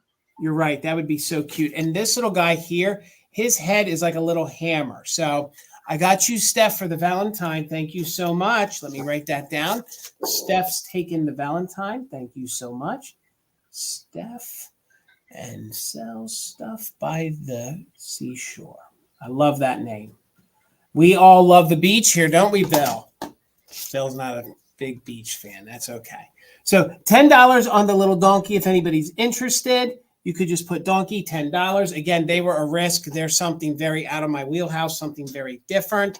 I think Metal Girl may have claimed your donkey. Oh, did she? Hold on here. Did Metal Girl? When? Where did I right above there it is. Boom. Thank you so much. So thank you, Bill. I'm too busy joking about the beach. There we go. I got it. That'll learn me not to break Bill's. You know what? All right. I'm done. Metal Girl. Karma, 1969. And then I had the little. You got to finish the song now. What? You got to finish the song now. I don't know how the whole song goes, Bill. Don't put me. You know how that verse goes. It's not karaoke. I don't sing. I used to play the music. So here's your kangaroo with the little Joey in the pouch. So if anybody's interested in the kangaroo, which this one I thought was one of the most unique ones, it is it's $10. So real quick, it is a long nail that they bent. So it's a long nail that they bent, and then they used the washers. It kind of even looks like a little rat or a little mouse to me. But if anybody's interested in the kangaroo metal nail art, boy, that's really getting washed out on there. It's not showing too well. Just give me another moment with the white behind so you can see. Metal Girl will take it. Okay, that's yours too. It's very, very different. Very different. Yeah, Kim, I agree. I think the head is a plumb bob. Oh, yes, it is. Yes, it is. You are correct. Okay, so we had that. And then, let me take a sip of water. Excuse me. Last but not least, we had the mystery vase, which I thought was early, or it's an early pattern, and somebody else brought it back. So this was $28 if anybody's interested. All you have to do is put in vase. Yep, I had 28. So vase, 28, and it could be yours. But I don't see any interest. That's okay. Let's get you up here, Bill. Give me 1 second here. I got a cough. I think, Holly, are you claiming the vase? I think Holly's claiming the vase. All right, Holly, congratulations. The vase is yours. Thank you so much. Holly, if you find out anything about that, please let me know, because it's really neat. And that's definitely one of the blues that Holly does. So, Bill, that was a doggone epic sale, wasn't it, sir? Yeah, we're getting to be able to do this with respecting people's time and ending before 11, which is our goal. Agreed. Karen G, thank you so much for being our official mod and bid ender. Thank you, Holly, as always, for being our backup mod and bid ender. And Kim, thank you so much for being our new backup mod and bid ender. Thank you so much and welcome. So again, thank you guys. Bill, when are you going to be back next? Well, I'll make the big announcement for people who didn't hear us announce this on Instagram. If you have followed us for any amount of time, you know that in addition to us selling with our great friend Amy, every once in a while we get together and we sell with a couple guys who are Instagram sellers, John from Everyday Holiday Displays and Brian from Mid-Century Mister. And for some reason, for the last year, we've just been calling ourselves the Valentinos. And most of our sales have been over on Instagram, but we are listening to you all. And we know that some of you would rather be in YouTube sales than Instagram sales. So instead of just doing one sale a month on Instagram, we're going to do 2 sales a month. The first one on Instagram and the second one here on YouTube on Mother Tucker's Mondays. So on this Friday, the Valentinos will do our first sale of the year on YouTube at 8 p.m. Yeah, we bring the great thing about selling with John and Brian is they bring things Jason and I don't bring. Right. It's always going to be a great show, great variety. They're fun to work with. And the other thing I would point out, not that I'm here to market for everyone, but they have very similar shop policies and shipping policies, and they're reputable sellers. So that's why we like working with them so much. So join us here on Friday for the first Valentino's YouTube sale of the year. And I'm viewing it, the stuff I'm bringing, it's going to be like when I was doing my uniquely vintage, but it's going to be like, I'm going to be bringing stuff that you normally don't see. Do you know what I mean? Like that's Bill, is that kind of how you're viewing? Now we might do themed sales. The Valentinos love a good theme sale, but I'm going to try to bring like the best piece of glass I can find, the best piece of ceramic I can find. So I'm excited. So I will be back Wednesday night at 8 p.m. Eastern with our vintage sister, Anammer Amy, for our show Fantastic Finds. 8 p.m. Eastern here on Mother Tucker's Antiques. We got some vintage lined up for you. I got to just show this because I'm going to try to market the heck out of it. I have a 15-piece. Bill, do you mind if I show this before we let the folks go? I have a 15-piece. I do believe it's probably somewhere pre-1930s. It's black and pink, and it's a celluloid dresser set, okay? So this is just one of the pieces. I actually have an Art Deco mirror that goes with it. So I have the mirror. I have everything. Some of it has some wear, but it's got this gorgeous gold and pink details and black. So if you guys love, and it's that thinner celluloid, it's that thinner plastic like celluloid, I have the whole 15-piece vanity set, including the clock and the mirrors. I mean, I have mirrors, I have a clock, and I have the frames. So you're going to get the whole set. So that's going to be on Wednesday with Amy. So hopefully you guys can come join us. Again, to all of our mods, thank you so much. To Karen, to Holly, to Deanna, to Kim, thank you guys so much. Bill, thank you so much for sitting shotgun with me. And we'll be back on Monday, again at 8 p.m. Eastern. Till then, did I miss something? Just look at Kim's last comment. Mira. I either say Miro or Mira. That it's got to be. I don't know if it must be where I fall in Dutch country or Philadelphia. It's that weird. Yeah, I say things really weird, like water with D's, water. It's water, but water. So, all right, everybody. Thank you so much, Bill. Thank you so much. Have a great night, everybody. Please make sure you're subscribed to both of our channels. Please watch our content. We're working our tuckuses off putting out content. So check out Bill's videos. They're fun. Please check out some of mine and Amy's as well. So till Wednesday, we'll see you back here at 8 p.m. Eastern. Good night, everybody. Take care. Be safe.